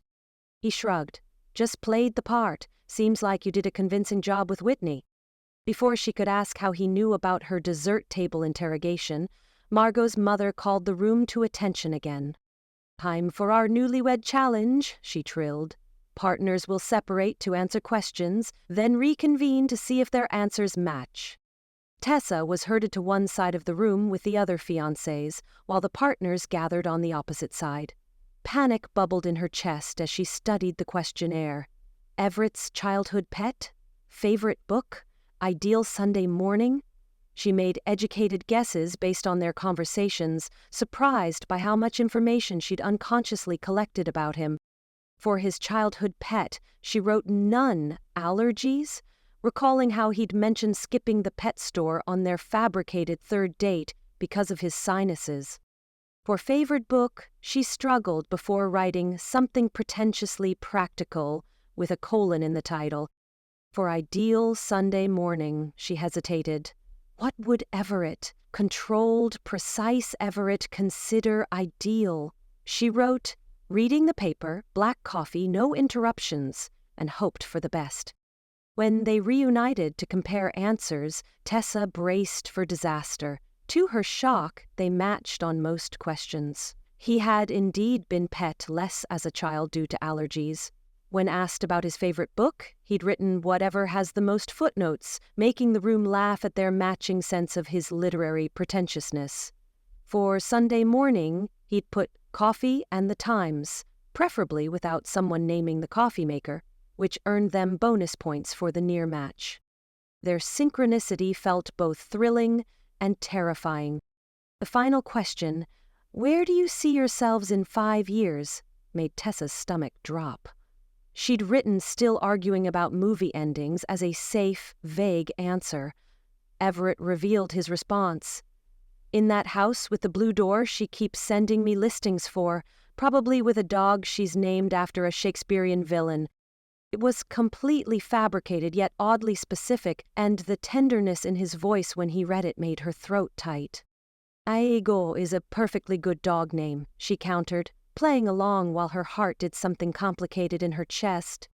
"We're not naming our dog after literature's most famous manipulator," he replied with mock exasperation, the kind that suggested they'd had this argument before. "Fine. Puck, then. A mischief maker. Fitting." The game wrapped up soon after, with Margot's mother distributing tiny gift bags of personalized M&Ms as participation prizes. As the event wound down, Tessa found herself continuing the charade even when no one was watching. She straightened Everett's collar, laughed at his dry observations, leaned into him when Whitney walked past. "You're really good at this," he whispered as they prepared to leave, his breath warm against her ear. She didn't know whether to feel proud or hollow. The compliment hit like praise for a performance, not recognition of something genuine, even though parts of it had felt surprisingly real. Walking back to the inn, her hand in his felt both right and wrong, the lines between performance and reality blurring with each step. What scared her most wasn't how easily she was playing this role, but how increasingly it didn't feel like playing at all. "I can't believe we pulled that off," she said, trying to break the strange tension between them. "We should take this show on the road." "You were impressive," he admitted, his thumb absently stroking the back of her hand. Did he even realize he was doing it? You had Whitney completely convinced with whatever you told her. Just embellished our bookstore proposal story. Next time, try not to look so shocked when I mention it. Sorry, I'm not used to having a backstory that involves dropping engagement rings between bookshelves. She laughed. Best improvisers say yes and instead of questioning the setup. Yes, and I'll remember that for next time, he replied with a faint smile. Next time. As if there would be more fake engagements after this weekend. As if this wasn't just a one-off performance with a closing date already set. The inn came into view, its quaint facade now familiar after just one night. One more night to go, one more day of pretending, one more evening of lying beside him in that too-soft bed, trying not to remember how close they'd come to crossing the line between fake and something dangerously real. I should practice my Shakespeare, she said abruptly, dropping his hand, for that audition next week. Of course, he agreed, too quickly. I have some work emails to catch up on anyway. A lie settled between them. Comfortable, familiar, safe. Like the space they'd carefully maintained between their bodies all night in that king-sized bed. Chapter 6. A Room with No Walls. Everett walked beside Tessa in silence, the crunch of gravel under their feet providing a gentle soundtrack to his racing thoughts. The post-trivia game tension lingered between them, not uncomfortable, but charged with something he wasn't quite ready to name. Her hand was in his, fingers intertwined casually as if they did this every day. He was suddenly acutely aware of the warmth of her palm against his, the slight callus on her middle finger where she gripped her pens too tightly, the delicate bone structure beneath his thumb. They'd left the Whitmore estate several minutes ago. There was no one around to perform for anymore. Not a single wedding guest in sight. No Whitney with her narrowed, suspicious eyes. No reason to maintain this particular charade. Yet he didn't let go. Tessa didn't seem to notice, or if she did, she wasn't pointing it out.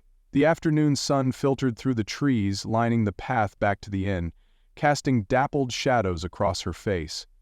A breeze lifted a strand of her auburn hair, and without thinking, Everett reached with his free hand to tuck it behind her ear.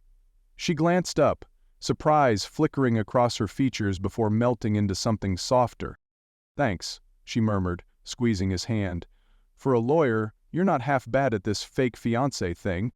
"High praise from a professional actress," he replied, the corner of his mouth lifting. "Semi-professional. I haven't booked a national commercial yet. It's only a matter of time." The certainty in his voice surprised even himself. When they reached the inn, Everett finally released her hand to hold the door open. The absence of her touch left a phantom warmth against his palm that lingered as they climbed the stairs to their suite. Inside, Everett loosened his tie with a sigh and watched as Tessa kicked off her heels, sending them flying toward the closet with impressive velocity. "Bullseye," she said, though neither shoe had come remotely close to the target.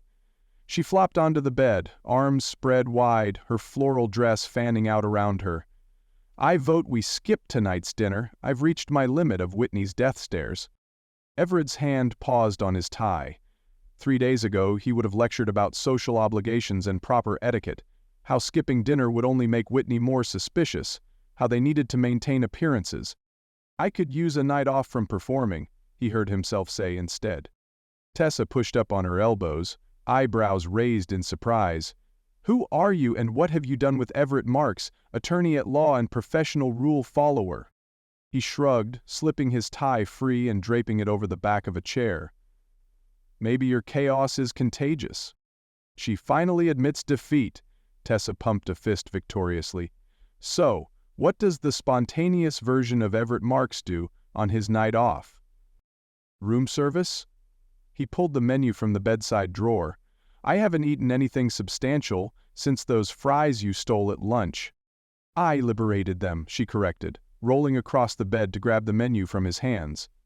Their fingers brushed, and he felt an electric tingle travel up his arm. "Let's see what overpriced mediocrity they're offering tonight." They debated the merits of various entrees, arguing playfully about whether a burger counted as appropriate wedding weekend fare.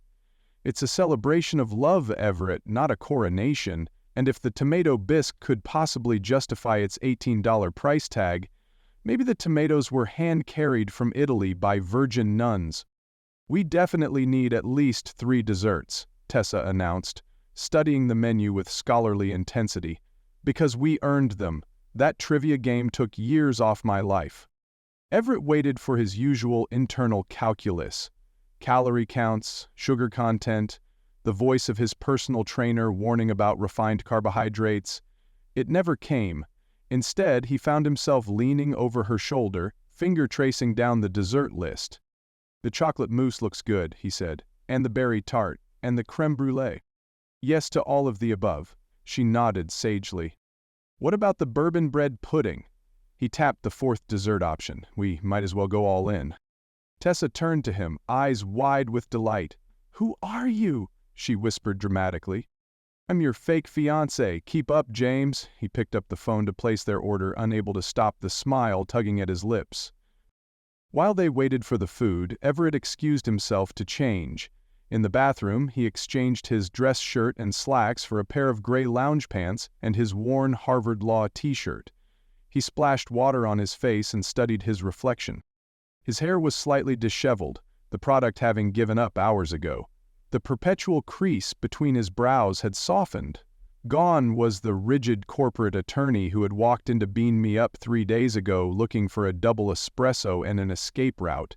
That version of himself seemed like a different person entirely, someone wound too tight, afraid of mess, of spontaneity, of feeling. A knock on the door announced the arrival of their feast. Everett paid and wheeled the cart in to find Tessa had changed as well, now wearing leggings and an oversized sweater that slipped off one shoulder. Her hair was piled in a messy bun on top of her head, and she'd scrubbed off her makeup. She looked younger, softer.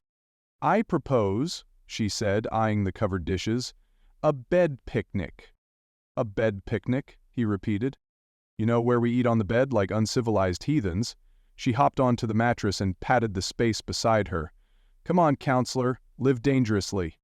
Everett transferred the dishes from the cart to the bed, arranging them carefully on the duvet. Tessa removed the silver covers with exaggerated flourish, revealing their sandwiches, fries, and parade of desserts. "This feels like it needs a fancier setup," she declared, hands on hips as she surveyed their spread. Without thinking, Everett grabbed a napkin and began folding it with practiced precision. His fingers moved automatically through the complicated pattern. "What are you doing?" Tessa asked, watching with fascination. "Making a swan." He finished the last fold and set the elegant napkin bird in the center of their feast. "You know napkin origami?" Her voice was equal parts incredulous and impressed. "Corporate retreat team-building exercise," he explained, already reaching for another napkin.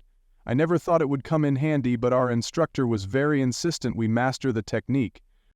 "What other hidden talents are you keeping from me, Marks?" She leaned back against the headboard, eyes sparkling with interest.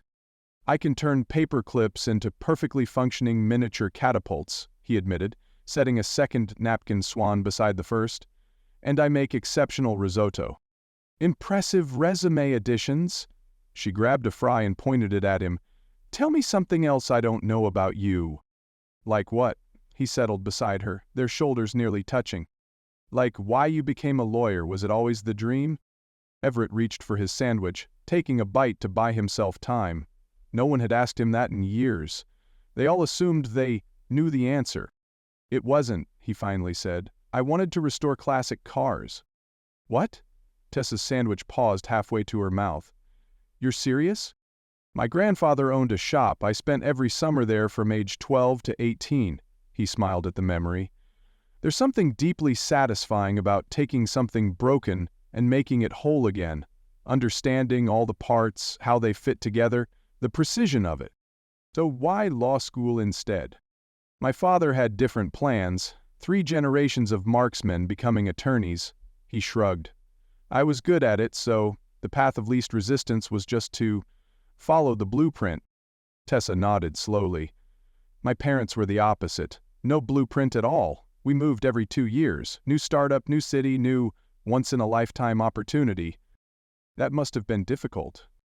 It was adventure adjacent, she said with a half smile. But it's funny how you end up wanting what you didn't have. All that chaos left me craving stability, while my stability left me craving a little chaos, Everett finished. Their eyes met, and something shifted in the air between them.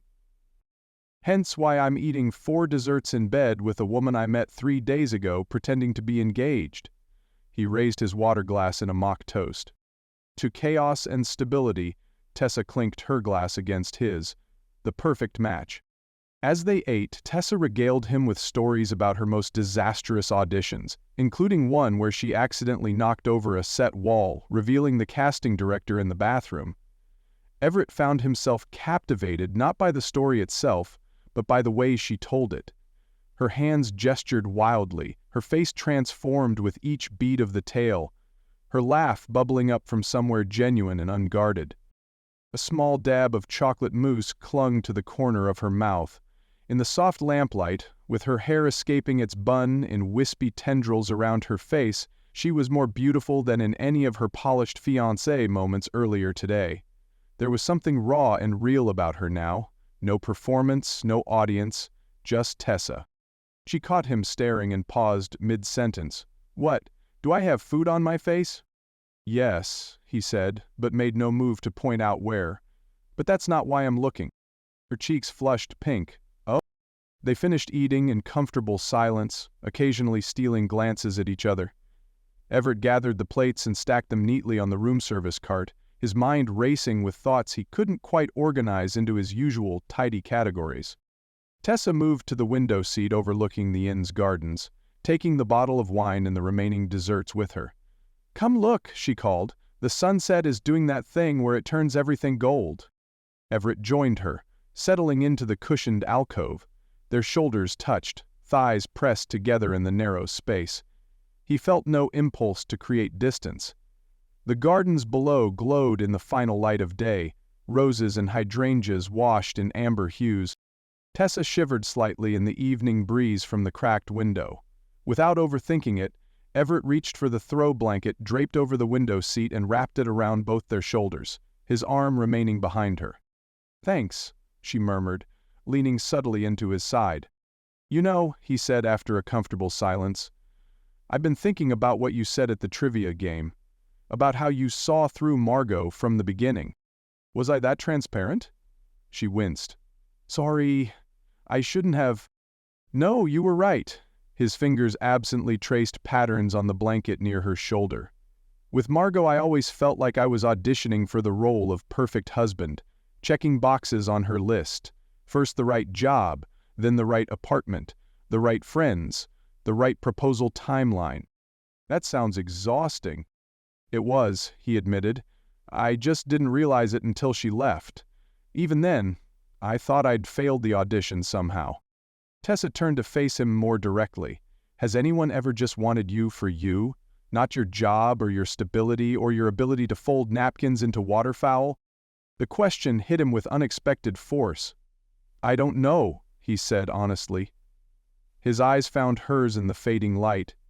"With you," he continued, voice dropping to just above a whisper, "even when we're literally pretending, I feel more real than I have in years."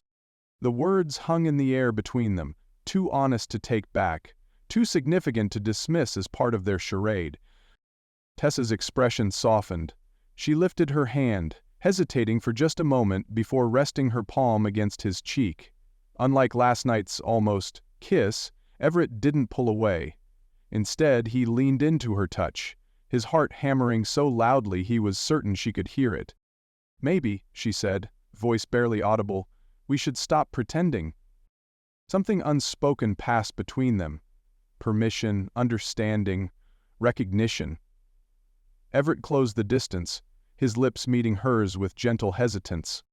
The kiss began softly, a question rather than a demand. Her lips were warm and tasted faintly of chocolate and wine. He expected it to feel like crossing a line, like breaking their agreement.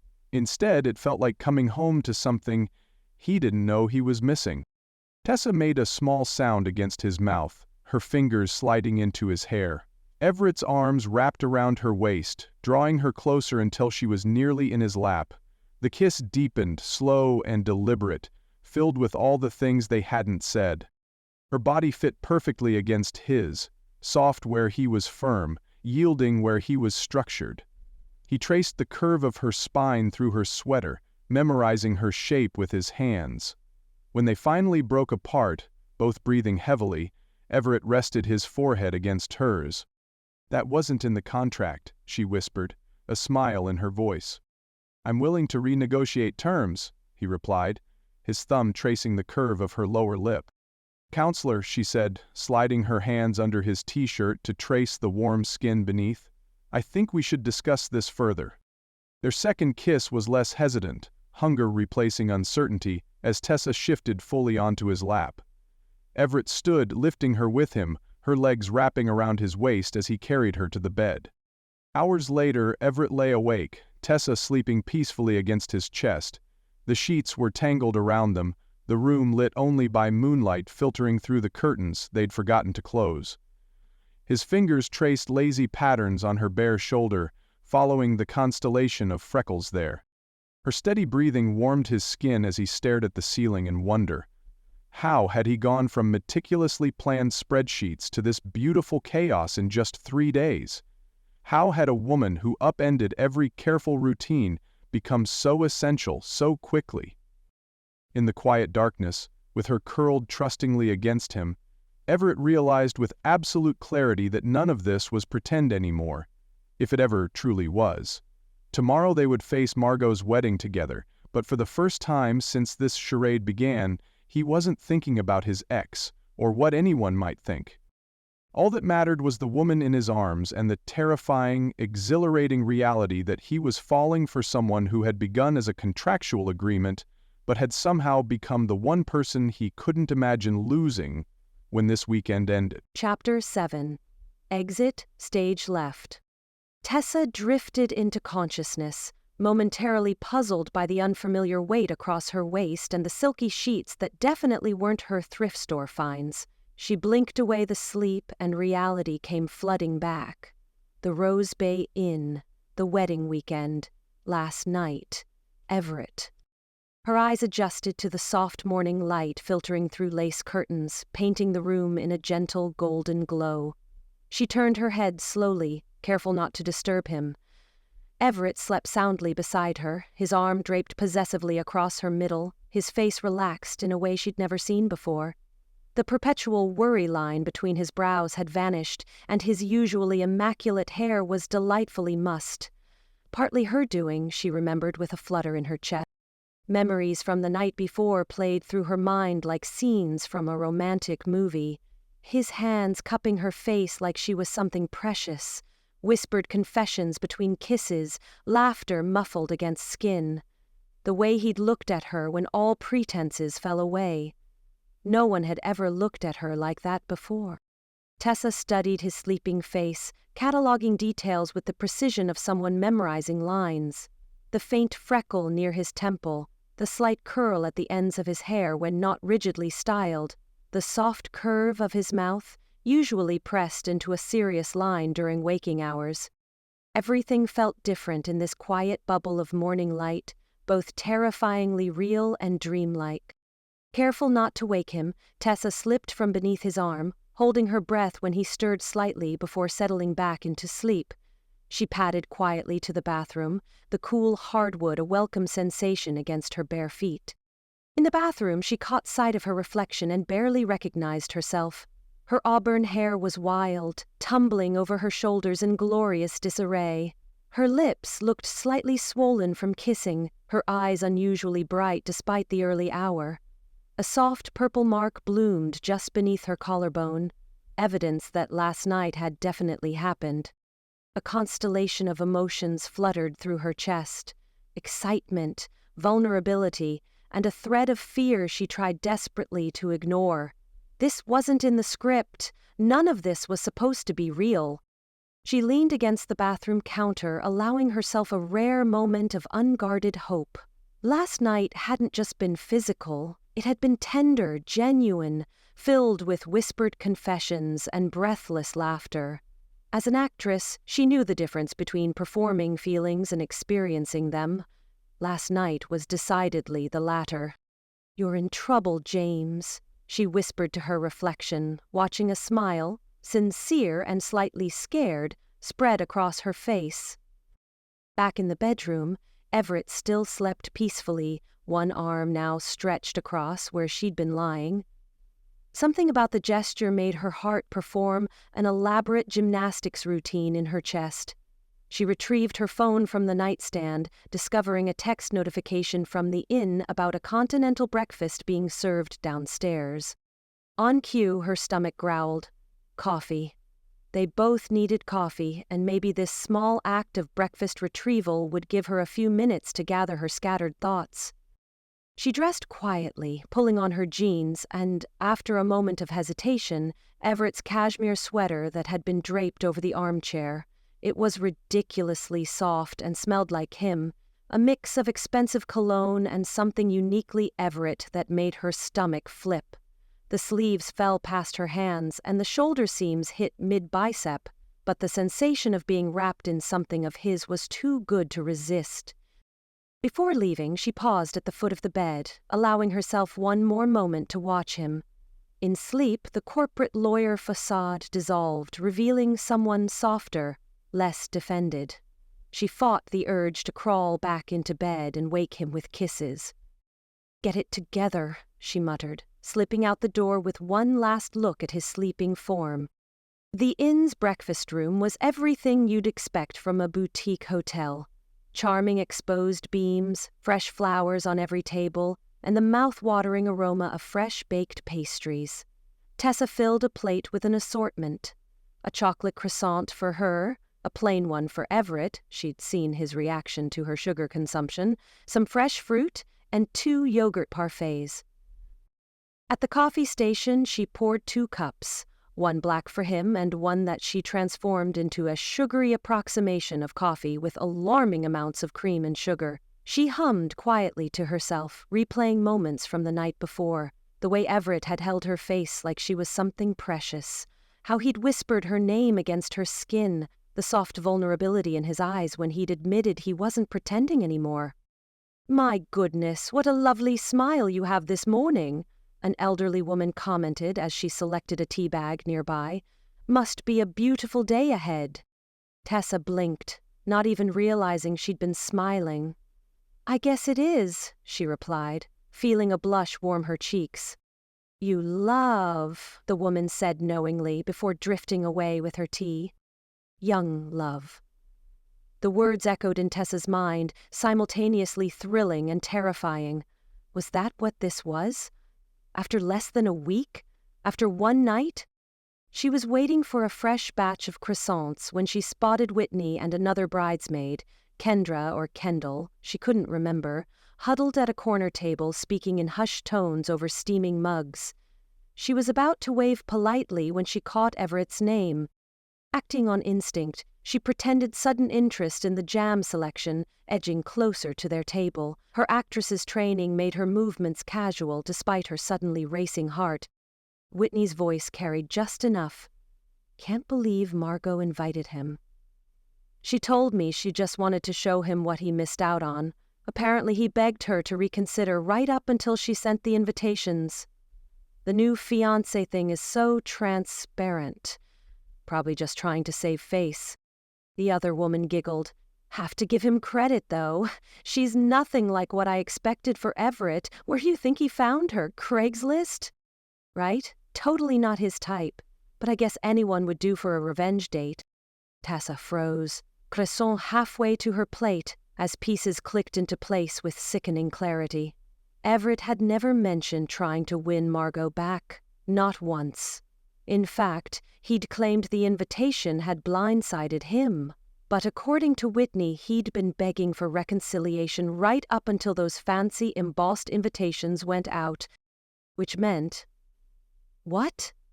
That she was a prop in someone else's love story? A convenient body to make an ex jealous? Had last night been part of a more convincing performance? Her stomach clenched painfully as doubt crept in, poisoning the golden memories of their night together. Tessa swallowed hard, fighting the burn behind her eyes.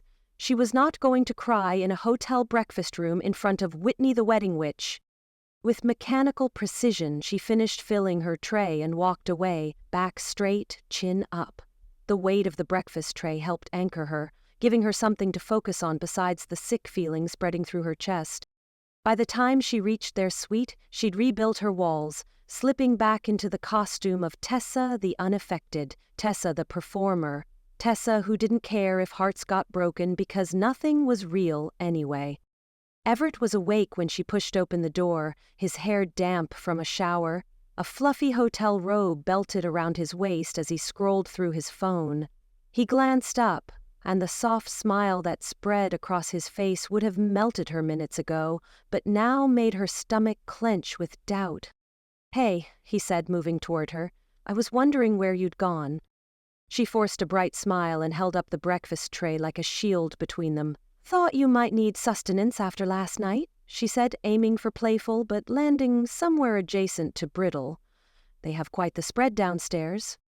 "You're wearing my sweater," he noted, looking pleased in a way that made something in her chest ache.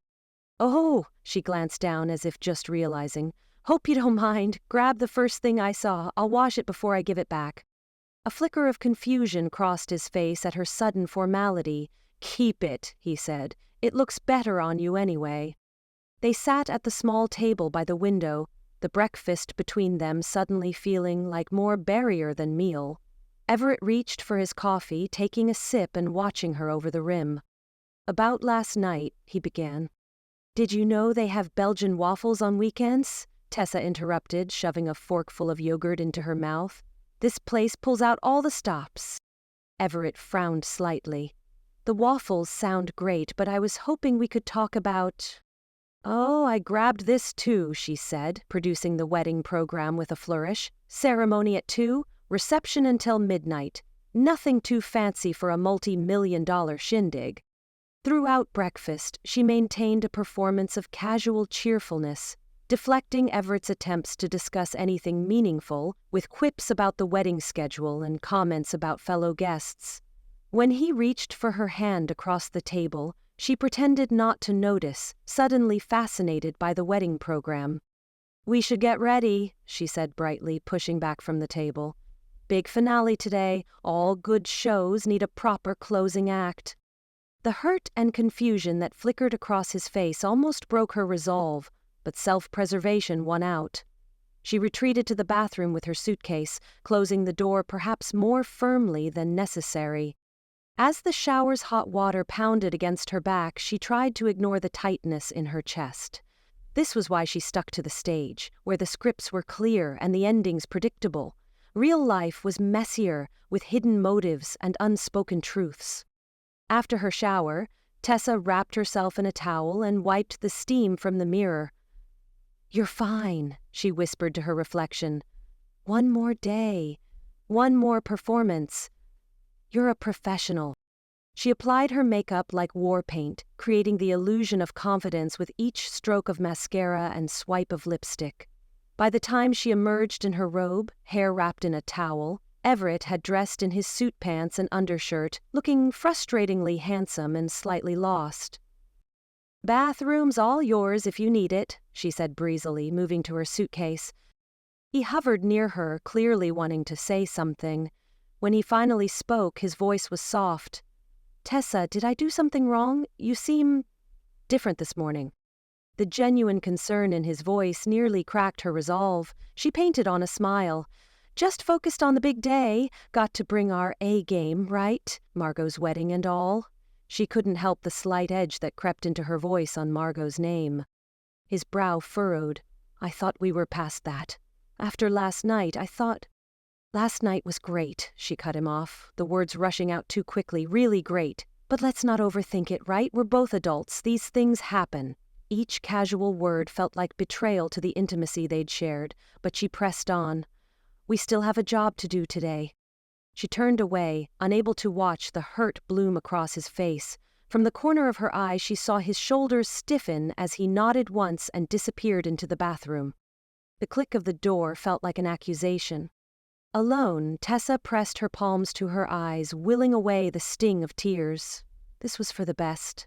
Better to end things on her terms before the curtain fell and she was left alone on an empty stage. She'd played enough roles to know what happened after the audience went home. By the time Everett emerged from the bathroom, she was fully dressed in her carefully chosen outfit, an emerald green wrap dress, striking enough to be remembered but not so bold as to upstage the bride. Her hair was styled in loose waves, her makeup polished but not overdone, the perfect wedding guest, the perfect fake fiancé. Everett stopped when he saw her, something raw flashing across his face before he masked it. "You look beautiful," he said, his voice holding a note of genuine appreciation that made her heart squeeze painfully. She responded with a theatrical curtsy and a breezy, "Ready for our final act?" He adjusted his tie, watching her carefully. "Is that what this is to you now, just an act?" "Isn't that what it's always been?" The words came out sharper than she intended. Confusion clouded his eyes. "After last night, I thought—" "Let's focus on today, shall we?" she interrupted, grabbing her clutch from the dresser. "We've got a wedding to attend. Wouldn't want to be late for the big show." The hurt that flickered across his face nearly broke her resolve, but she hardened herself against it. She wasn't going to be anyone's consolation prize or revenge plot, no matter how real last night had felt. Everett studied her for a long moment, like she was a legal brief with contradictory clauses. "Something happened," he said finally, "between when you left for breakfast and when you came back. What changed, Tessa?" She avoided his gaze, fiddling with her bracelet. "Nothing changed. I just remembered the parameters of our agreement." "Parameters?" He stepped closer, his voice softening. "Tessa, look at me." She reluctantly raised her eyes to his. "Last night wasn't part of any agreement," he said quietly. "That was real. At least it was for me." For a moment, the sincerity in his gaze almost made her believe him. But then Whitney's words echoed in her mind. He begged her to reconsider right up until she sent the invitations. "We should go," she said stiffly, moving toward the door. "Curtain call awaits." Chapter 8. The Wrong Kind of Real. Everett adjusted his tie in the Whitmore Estate's ornate bathroom mirror, fingertips smoothing down non-existent wrinkles. The reflection staring back at him looked put together. Crisp navy suit, perfect Windsor knot, but his eyes gave him away. Hollow, confused. The bathroom's marble and gold fixtures suddenly felt suffocating.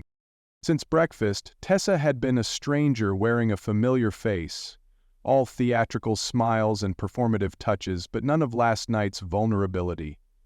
None of the woman who'd fallen asleep with her head on his chest, mumbling something about his heartbeat being surprisingly not metronomic.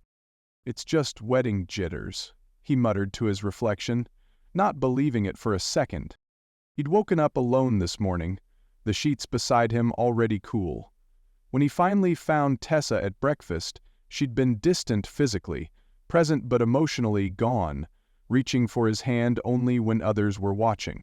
What the hell had happened? Everett splashed cold water on his face, careful not to drip on his suit. He'd never been good at emotional puzzles. Logic, contracts, potential outcomes, those were his domain.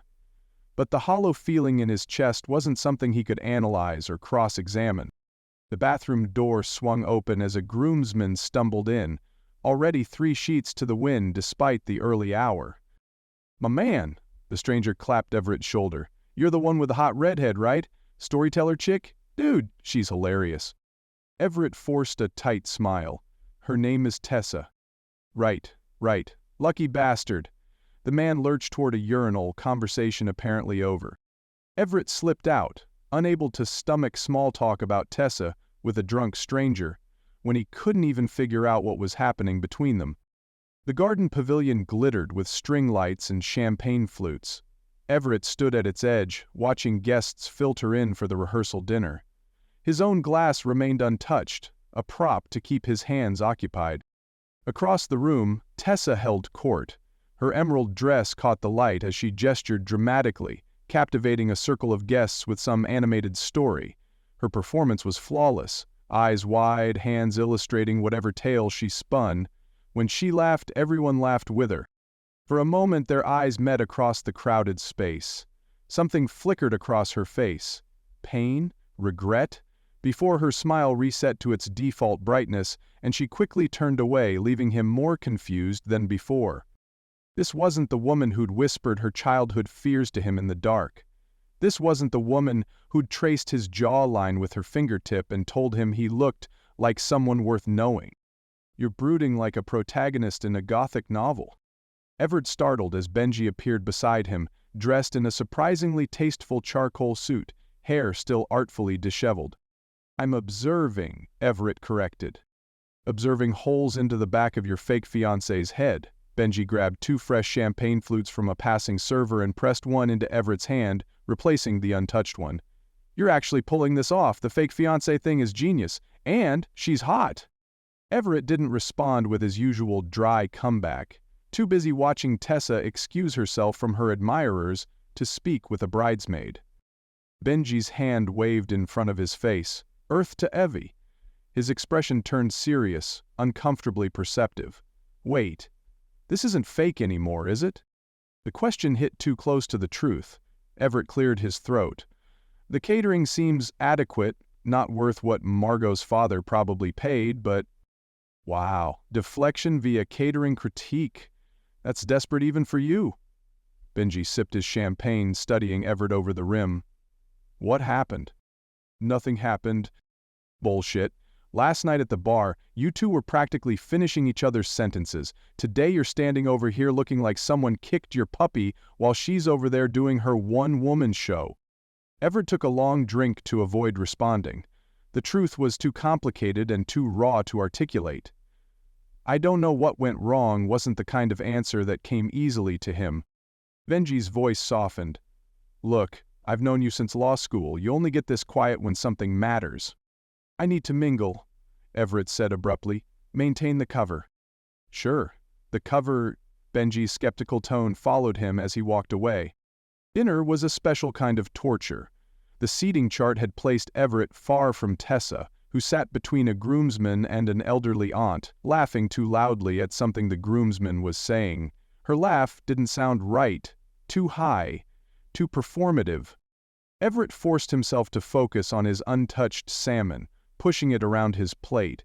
He was contemplating an escape to the bar when a familiar floral perfume announced Margot's presence as she slid into the empty chair beside him. Enjoying my rehearsal dinner, Ev? Her smile was cat-like, satisfied. It's lovely. His voice was neutral, professional, the same tone he used in deposition prep.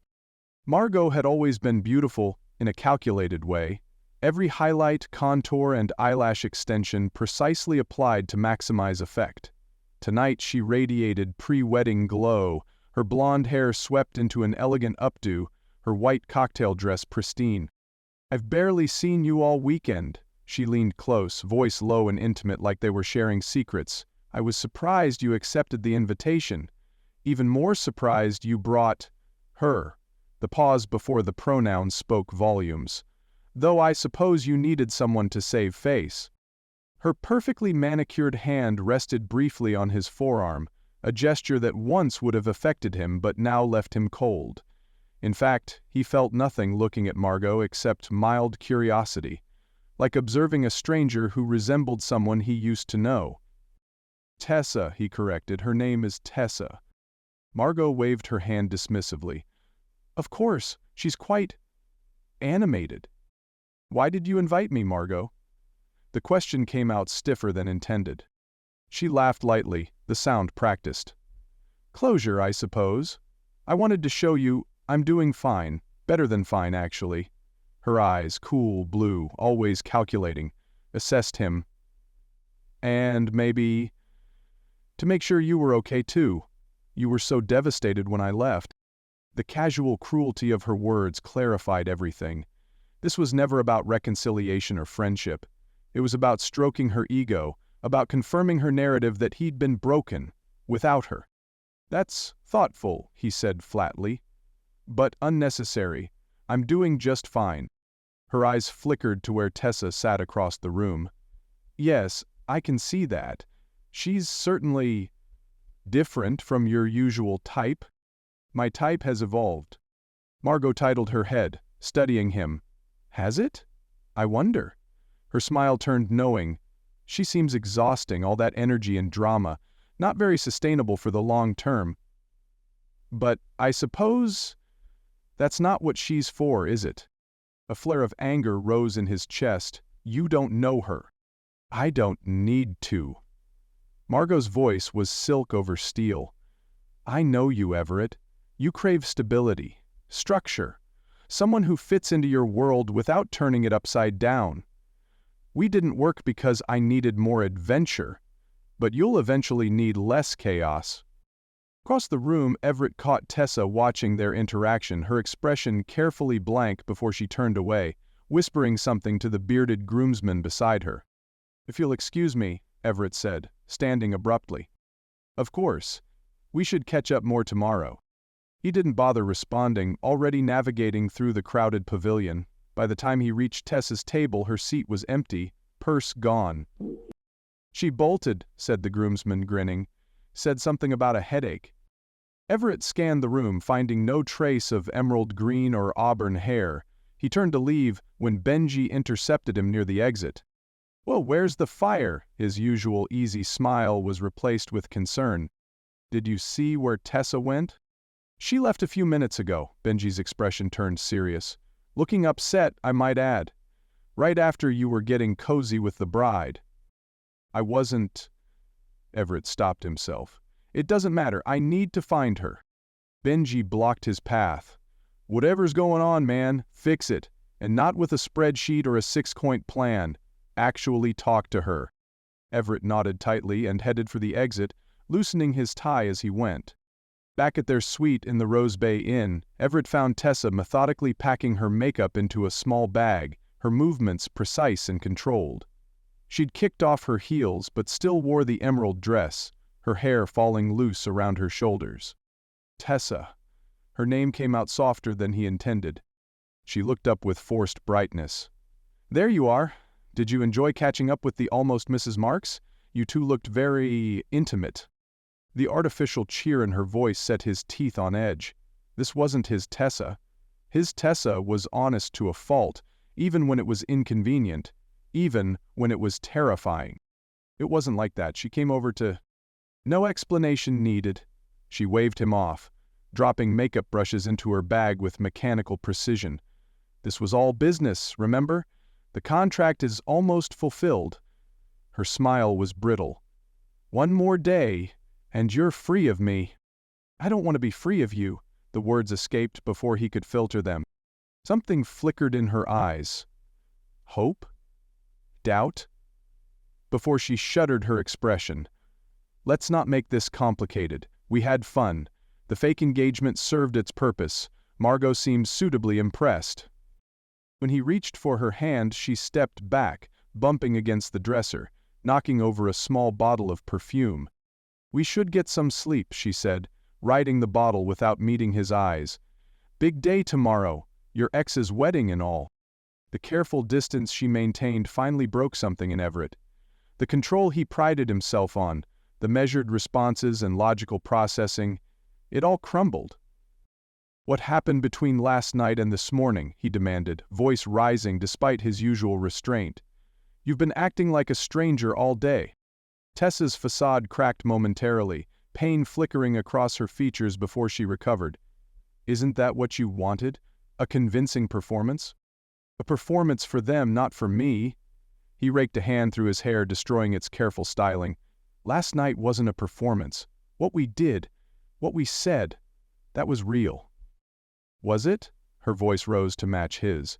Because it seems awfully convenient that you suddenly developed real feelings for me, right when you needed arm candy for your ex's wedding. It's not fair. Isn't it? She crossed her arms. I heard what Whitney said this morning, about how Margot only invited you to show off, to prove how much better she's doing without you. This whole weekend is just her ego trip, And I'm your prop. Everett stared at her, pieces clicking into place. You think I'm using you to make her jealous, that this is about Margot? Isn't it always about Margot? Tessa threw up her hands. The woman who left because you were too safe. The woman you spent dinner whispering with while I sat across the room like an idiot. She came to me. I was trying to be polite.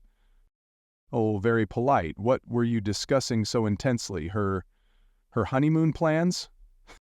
Their argument escalated rapidly, years of individual pain finding targets in each other. All the careful walls Everett had built, all the emotions he'd sorted into neat logical boxes, they collapsed under the weight of Tessa's accusations and his own fear of losing something he'd only just found. This was never about her. His voice rose again, control slipping further away. I couldn't care less about Margot's wedding. Last night wasn't pretend for me. But clearly it was just another role for you. Tessa flinched as if struck, her eyes narrowed, voice turning deadly quiet.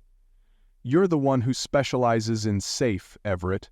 The second things got real between us, you defaulted to what you know, the woman who already rejected you once. The words landed like a physical blow. That's not what happened, he said, but doubt crept in. Had he been different with Margot tonight?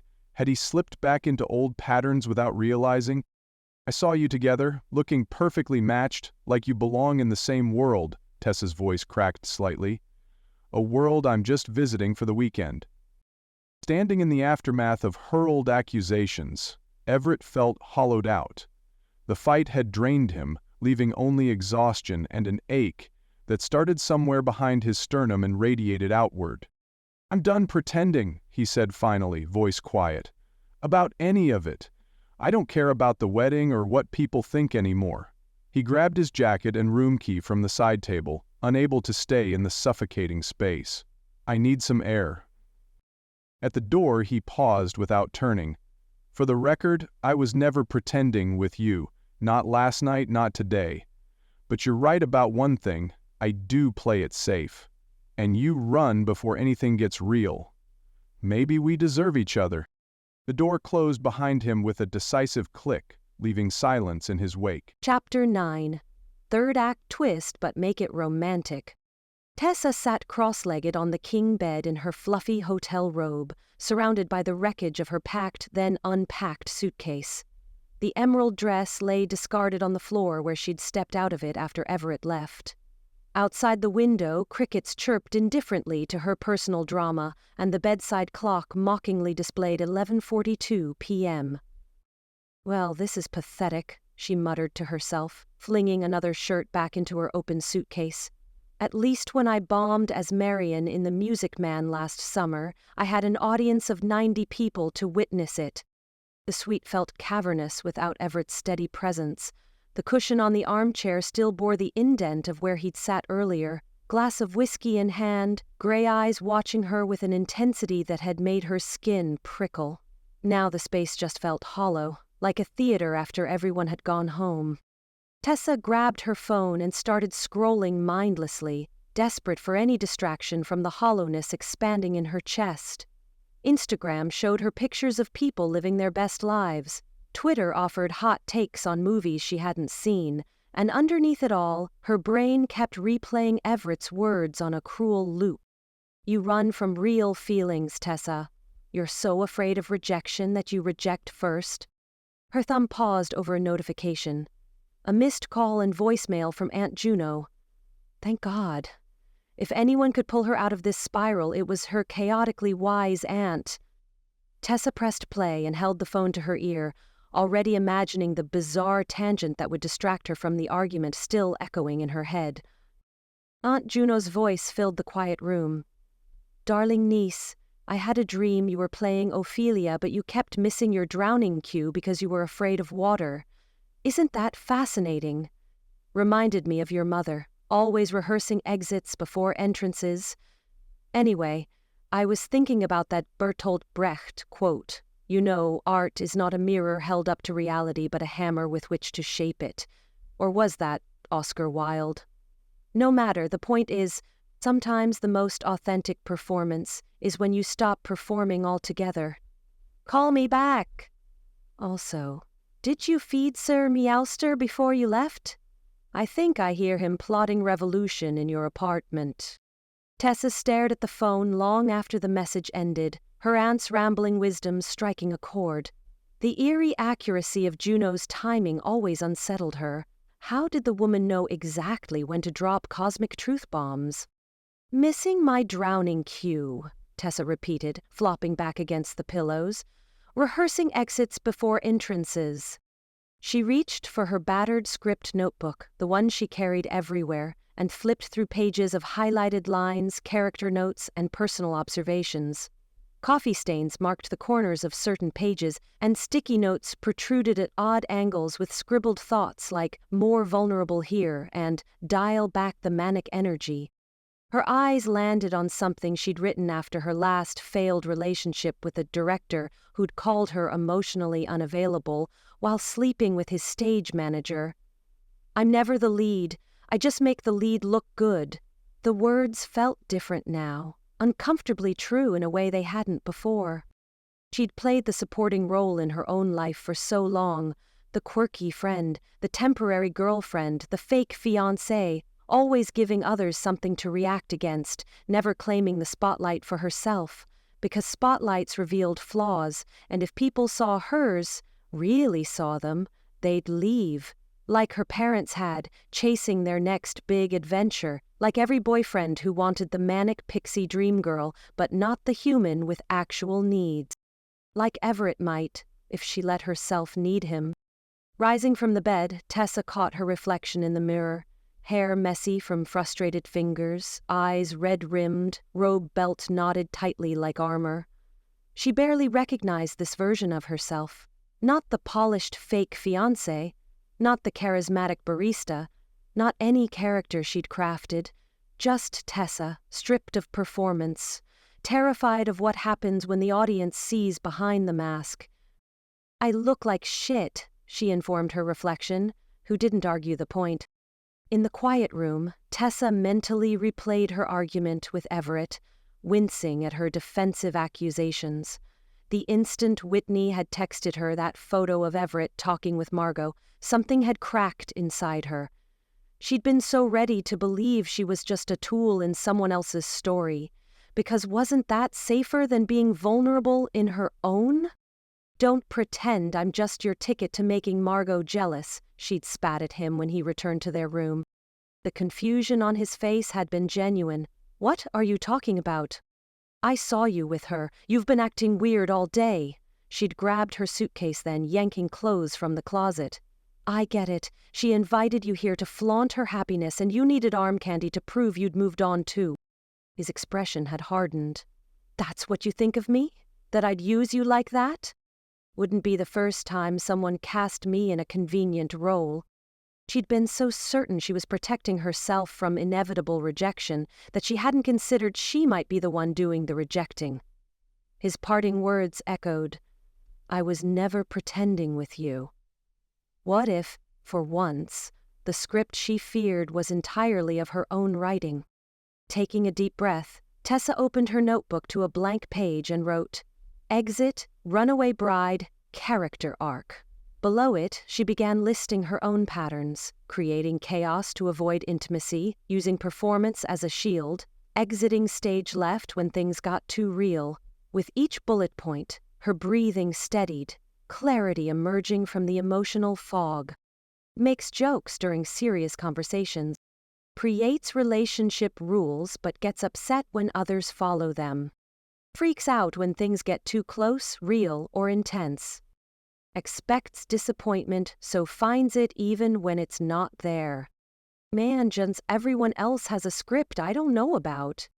The last point made her pause. She'd spent her whole life assuming everyone else had secret motives, hidden agendas, lines they'd rehearsed. Maybe they were all just improvising too, equally terrified of screwing up their parts. Tessa stared at her list until the words blurred. She'd accused Everett of being hung up on Margot when he'd spent all weekend looking at her like she was something precious. She'd assumed his emotional walls meant disinterest, when he'd been taking the biggest risk of all, being vulnerable with someone who treated emotions like improv exercises. Her phone buzzed with a text, jolting her from her thoughts. Whitney? Why the hell would Whitney be texting her? Nice disappearing act. Margot's after-party at the estate pavilion is still going. Your fiancé is here looking miserable. Attached was a blurry photo of Everett standing alone at the edge of a crowd, staring into a drink. Something in his isolated posture made her chest ache.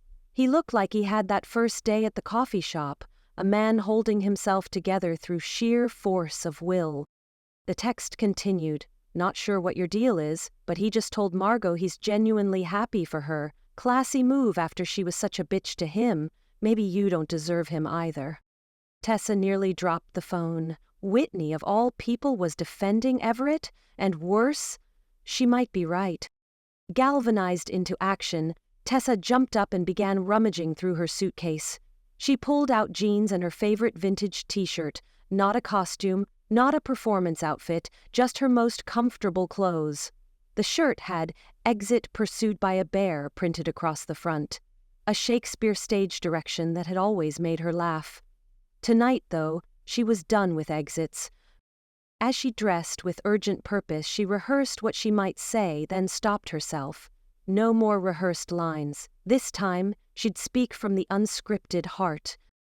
She yanked a brush through her tangled hair, leaving it loose around her shoulders. A quick splash of water on her face removed the remains of her mascara. No more war paint. Not tonight. Before leaving, Tessa glanced at her reflection one last time. She looked nothing like the polished woman from the rehearsal dinner. Her hair was loose, makeup minimal, eyes bright with determination rather than theatrical sparkle. For the first time in perhaps forever, she wasn't playing a role, she was the role. All right, Tessa James, she'd told her reflection. Time to be the goddamn lead. Racing through the inn's quiet hallways, Tessa nearly collided with an elderly couple who smiled knowingly at her urgency. Sorry, she called over her shoulder. Late for my own emotional breakthrough. The old man chuckled. Been there, dear. Outside, the night air was cool against her flushed skin as she speed-walked down the path toward the Whitmore estate, mentally cataloging and discarding opening lines. I'm sorry felt insufficient.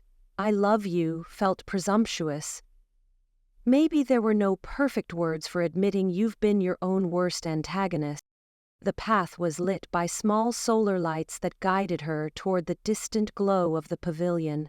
Music drifted through the trees, some generic wedding playlist that buzzed in her ears like tension before a third-act reveal. What if he didn't want to hear her out? What if he'd decided she was too much drama? What if Whitney was setting her up for public humiliation? Stop scripting disaster, she muttered to herself, quickening her pace. Just move.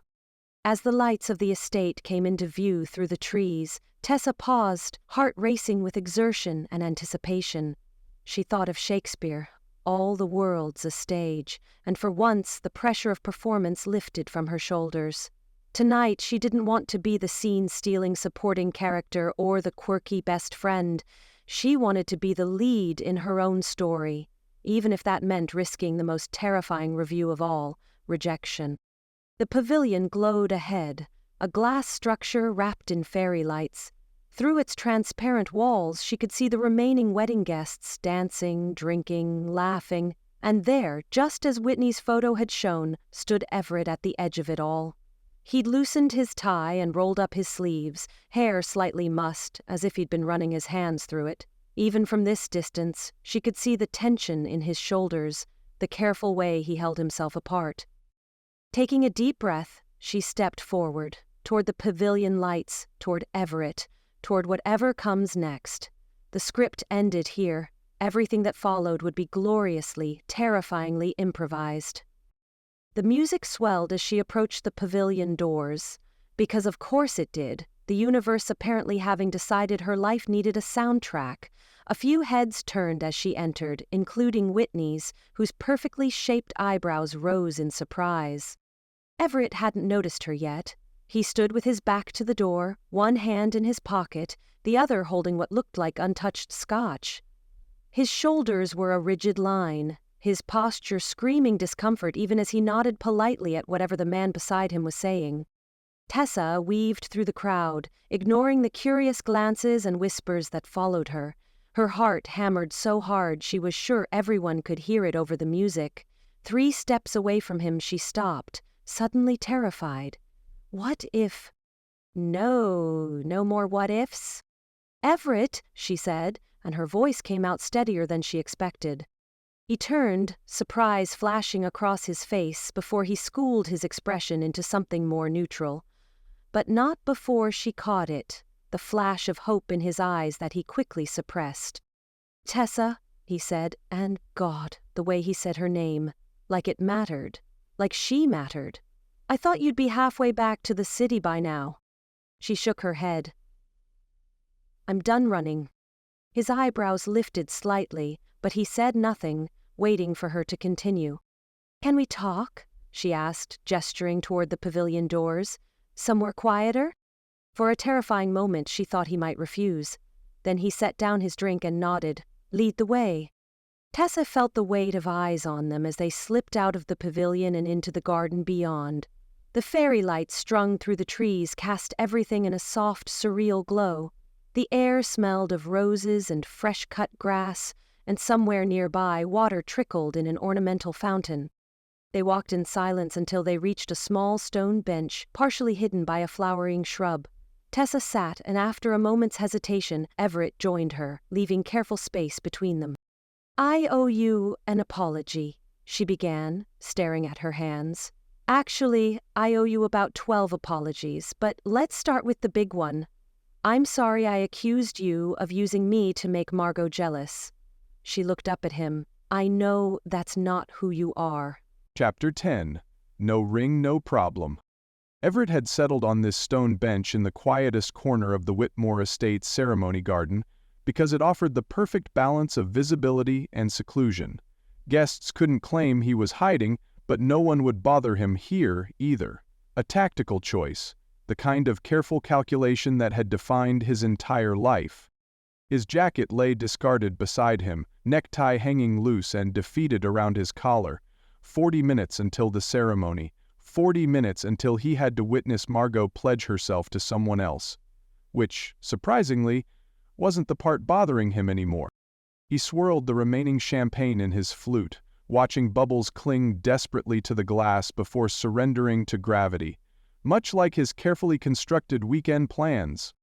"You really knocked that one out of the park, counselor," he muttered to himself, earning a curious glance from a passing elderly couple. He forced a polite smile until they moved along. The garden buzzed with pre-wedding excitement. Women in floral dresses and men in summer suits drifted between the pavilion and ceremony area like colorful, chattering butterflies. Their laughter floated toward him on the warm breeze, the carefree sound at odds with the tangle of emotions sitting heavy in his chest. Why was he still here? The question had been circling his mind for the past hour. His suitcase was already packed and loaded in his car. He could leave now, make it home before dark, and spend Sunday recovering from this disaster. Clean break, logical exit. But something kept him rooted to this bench, watching the minutes tick away on his watch. Tessa. The name alone caused a physical reaction, a tightening in his chest that no amount of careful breathing could ease. He'd spent the morning reconstructing their entire weekend, examining every smile, every touch, every whispered confidence. Had any of it been real? Or was he just another role she'd played brilliantly before moving on to the next performance? His phone buzzed in his pocket. Benji, probably, checking in after their brief, stilted conversation earlier. Everett had given him the bare minimum update. Things didn't work out, heading home soon. His friend had responded with 17 question marks and 3 calls that Everett had let go to voicemail. When he pulled out his phone, however, it wasn't Benji at all. "Mom, how's the wedding, sweetheart? Did that lovely young woman you mentioned enjoy the drive up? Can't wait to hear all about it." Everett stared at the message, reality crashing down harder. He'd mentioned Tessa to his mother. 3 days ago, during their weekly call, he'd casually dropped that he was bringing someone special to Margot's wedding. Not the whole fake fiancé scheme, of course, just that he was dating someone new. His mother had been delighted. Too delighted. After Margot had left him, she'd taken to sending him links to dating apps with notes like, "Just browsing never hurt anyone," and "Barbara from book club says her nephew found love after just 3 swipes." This wasn't just a weekend charade. He'd integrated Tessa into his actual life, his future plans, because somewhere between that first coffee-stained encounter and last night, pretending had stopped feeling like pretending at all. A server passed by, balancing a tray of tiny architectural appetizers. "Parmesan crisp with herb goat cheese and fig compote, sir?" "No, thank you," Everett replied automatically. Food was the last thing on his mind. He looked up just in time to spot Margot, radiant in a flowing white robe, being escorted by her mother toward the bridal suite. Her fiancé followed a few steps behind, handsome in his tuxedo pants and crisp white shirt, laughing at something the best man had said. Everett waited for it, the twinge of jealousy, the pang of loss, the burn of resentment. He'd prepared himself for any of these reactions. What he hadn't prepared for was feeling nothing. Nothing beyond a vague, distant wish for her happiness. It hit him with the force of perfect clarity. Whatever had broken between him and Margot had healed without him noticing. While he'd been busy creating elaborate plans to prove he'd moved on, he actually had moved on, just not in the direction he'd anticipated. He checked his watch again. 35 minutes to the ceremony. There was no reason to stay. The deal with Tessa was effectively terminated. His pride no longer hinged on Margot's perception, and sitting through wedding vows alone held zero appeal. Everett stood, decision made. He would text his mother later, with some vague explanation. He'd call Benji on the drive home and finally tell him the truth. A flash of movement at the garden entrance caught his eye, and his heart stuttered, actually physically stuttered, in his chest. Tessa stood at the edge of the garden, scanning the crowd with frantic eyes. She'd changed out of her elegant dress into jeans and a faded vintage t-shirt with some obscure theater reference across the front. Her hair was loose around her shoulders, makeup minimal, looking nothing like the polished fake fiancé from hours earlier. When her gaze finally landed on him, her whole body seemed to exhale with relief before she moved purposefully in his direction, navigating between clusters of formally dressed guests who turned to stare at this casual intruder in their midst. Everett remained frozen, his brain cycling through possible scenarios at lightning speed. Had she forgotten something in his car? Was she here to deliver one final performance for the wedding guests? Her expression was unreadable, determined but vulnerable in a way he hadn't seen before. The carefully maintained emotional distance he'd been nursing since their argument crumbled at the sight of her slightly smudged eyeliner and flushed cheeks. "I ran here," Tessa said without preamble when she reached him, slightly out of breath. "Well," Speed walked dramatically, very on brand. A nervous laugh escaped her, and Everett noticed her hands trembling slightly. Before he could respond, she continued, words tumbling out rapidly. "I don't want to pretend anymore, not with you. I've been hiding behind characters my whole life because it's safer than being myself, but..." He watched in fascination as Tessa took a deep breath, visibly centering herself. This wasn't her typical chaotic energy. This was something else, something raw and unrehearsed. "I accused you of being safe, but I'm the one who's been playing it safe. Emotionally safe," she swallowed hard. "When I heard Whitney say you tried to get back with Margot, I panicked. Last night felt so real that I couldn't bear it if it wasn't." The honesty in her voice made his breath catch. "So I did what I always do, I put on another character and pushed you away." Everett wanted to interrupt, to correct her misconception about Whitney's gossip, but something told him to let her finish. This wasn't a moment for his usual careful clarifications. Taking a tentative step closer, Tessa looked directly into his eyes. "I don't want to be your fake fiancé anymore, Everett. I don't want to be anyone's fake anything. But I'd like the chance to be your real... something. If you want that too." The vulnerability in her expression, completely unperformed, utterly genuine, melted the last of his hesitation. For a man who lived by carefully weighing options and calculating risks, his next words came with surprising ease. "I fell for you," Everett said simply, the truth he'd been holding back finally breaking free. Not the dazzling fake fiancé who charmed an entire wedding party, not the perfect romantic lead. He reached forward to tuck a strand of hair behind her ear, his touch lingering against her skin. "I fell for the woman who names her plants after Shakespearean characters and steals fries from my plate without asking. The real you. Chaos and all." "Even the coffee stains?" she whispered, a small smile playing at the corners of her mouth. "Especially the coffee stains." When their lips met, it was nothing like their previous kisses. No audience to convince, no roles to play. It was soft and certain, a beginning rather than a performance. He felt her smile against his mouth, and something settled in his chest that he hadn't known was unsettled. Around them, a few wedding guests pretended not to stare. One older woman actually sighed, audibly. When they parted, the first notes of the wedding processional began playing in the distance, the string quartet signaling guests to take their seats. Tessa tilted her head toward the sound, then back to him with a mischievous smile. "Want to skip this wedding? I hear there's a great little coffee shop about an hour from here. The barista's kind of a disaster, but she makes a mean latte." Everett looked toward the ceremony area, where ushers were beginning to guide guests to their seats. He thought about all the paths that had led him here, the meticulous planning, the careful strategies, the logical choices that had defined his life. Then he looked at Tessa, with her mismatched earrings and that t-shirt that had definitely seen better days, offering him a completely different direction. For once the choice was easy. He took her hand, lacing their fingers together with deliberate certainty.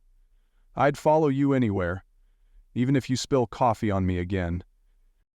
Is that a challenge? Because I once spilled an entire pitcher of iced tea on a Tony nominee. Of course you did. As they walked away from the Whitmore estate hand in hand, Everett felt surprisingly light. The old Everett would have at least stopped to make excuses to someone about leaving early. The old Everett would have worried about appearances and proper protocols. This new Everett just kept walking, Tessa's hand warm in his, thumb brushing against his knuckles in a way that sent electricity up his arm. "You know," she said as they reached the parking lot, "this is technically our first date, our real first date." "You're right," he grabbed his jacket from the bench, suddenly remembering he'd left it. "I'm not sure skipping out on my ex's wedding is conventional first date material." "Please, conventional is boring," she bumped her hip against his. "Though, fair warning, I'm terrible at relationships. I once broke up with a guy because he organized his bookshelf alphabetically instead of by color." Everett stopped walking. "I organize mine by subject matter, then alphabetically within each category." Tessa stared at him for a long moment, face completely serious. "Well, it's been fun, Everett. Good luck with your life." He felt a moment of real panic before she burst out laughing, the sound bright and genuine. "Your face! Oh my God, your face!" "I'm kidding, though we're definitely going to revisit the bookshelf situation." As he unlocked the car, Everett realized they were finally writing their own story. Messy, unpredictable, and completely real. No script, no audience, no pretending. For a man who'd spent his life playing it safe, it felt the one that still made her feel like she'd won something precious, beautiful, perfect, exquisite. He took a sip, maintaining eye contact over the rim. "Better?"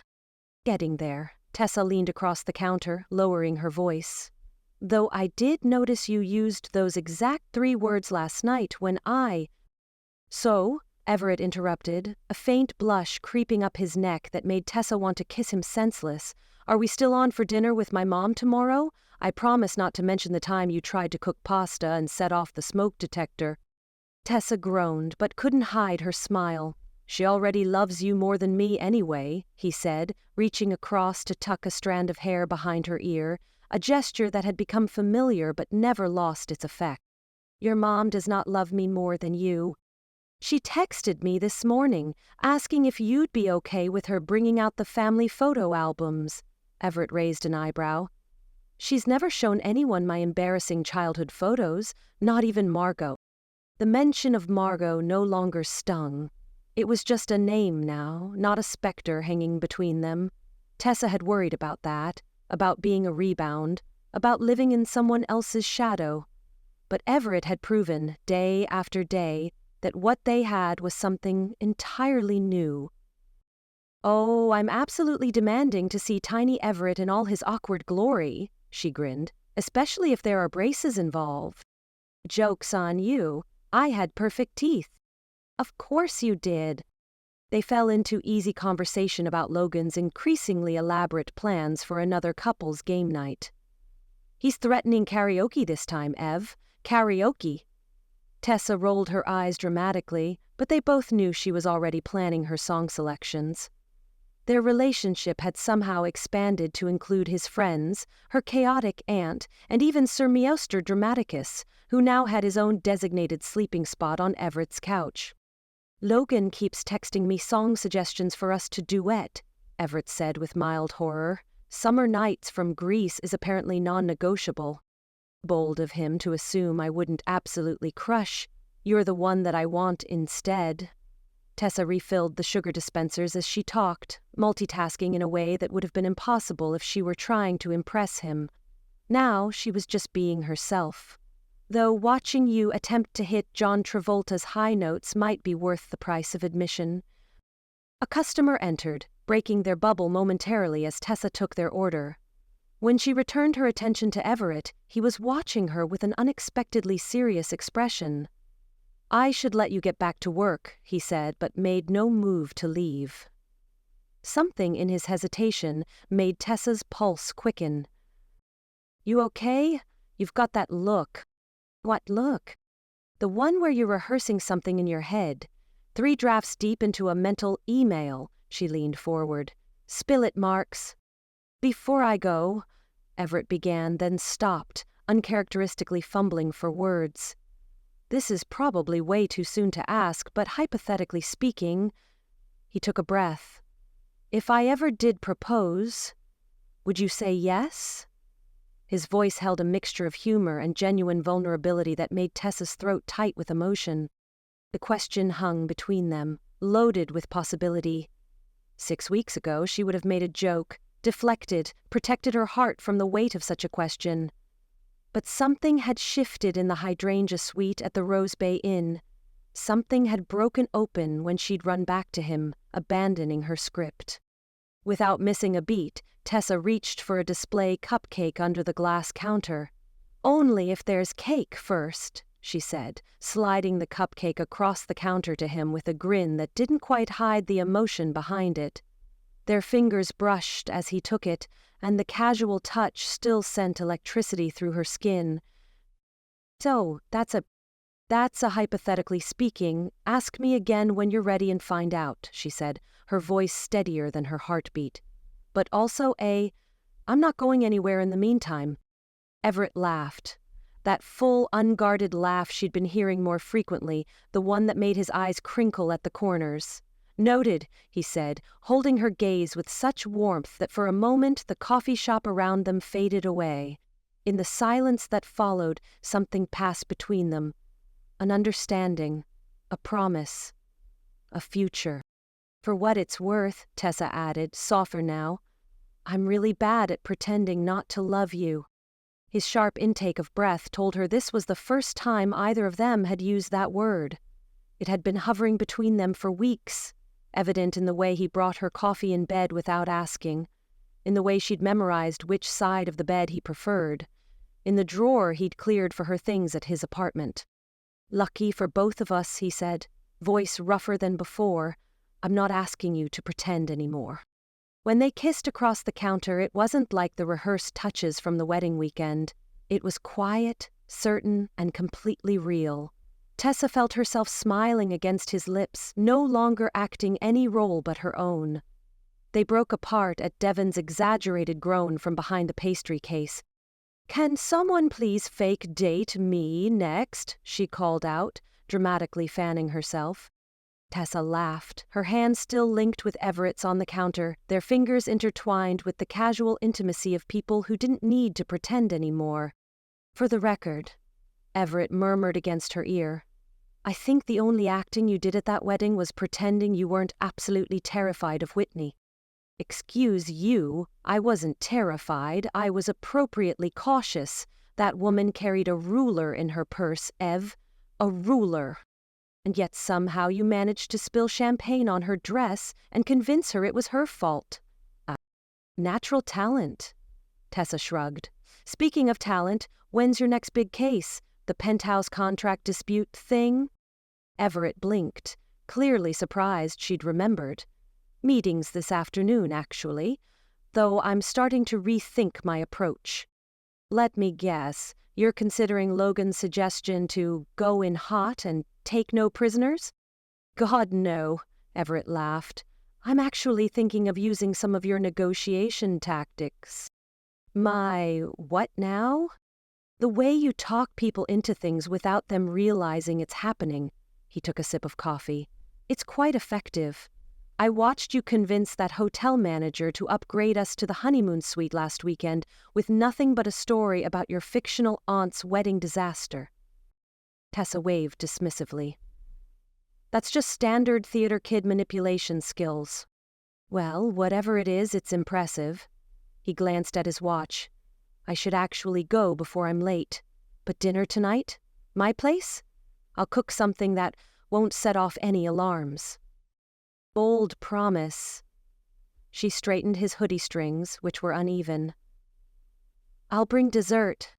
Everett caught her hand before she could pull away, pressing a kiss to her palm, a gesture so tender it made her throat tight.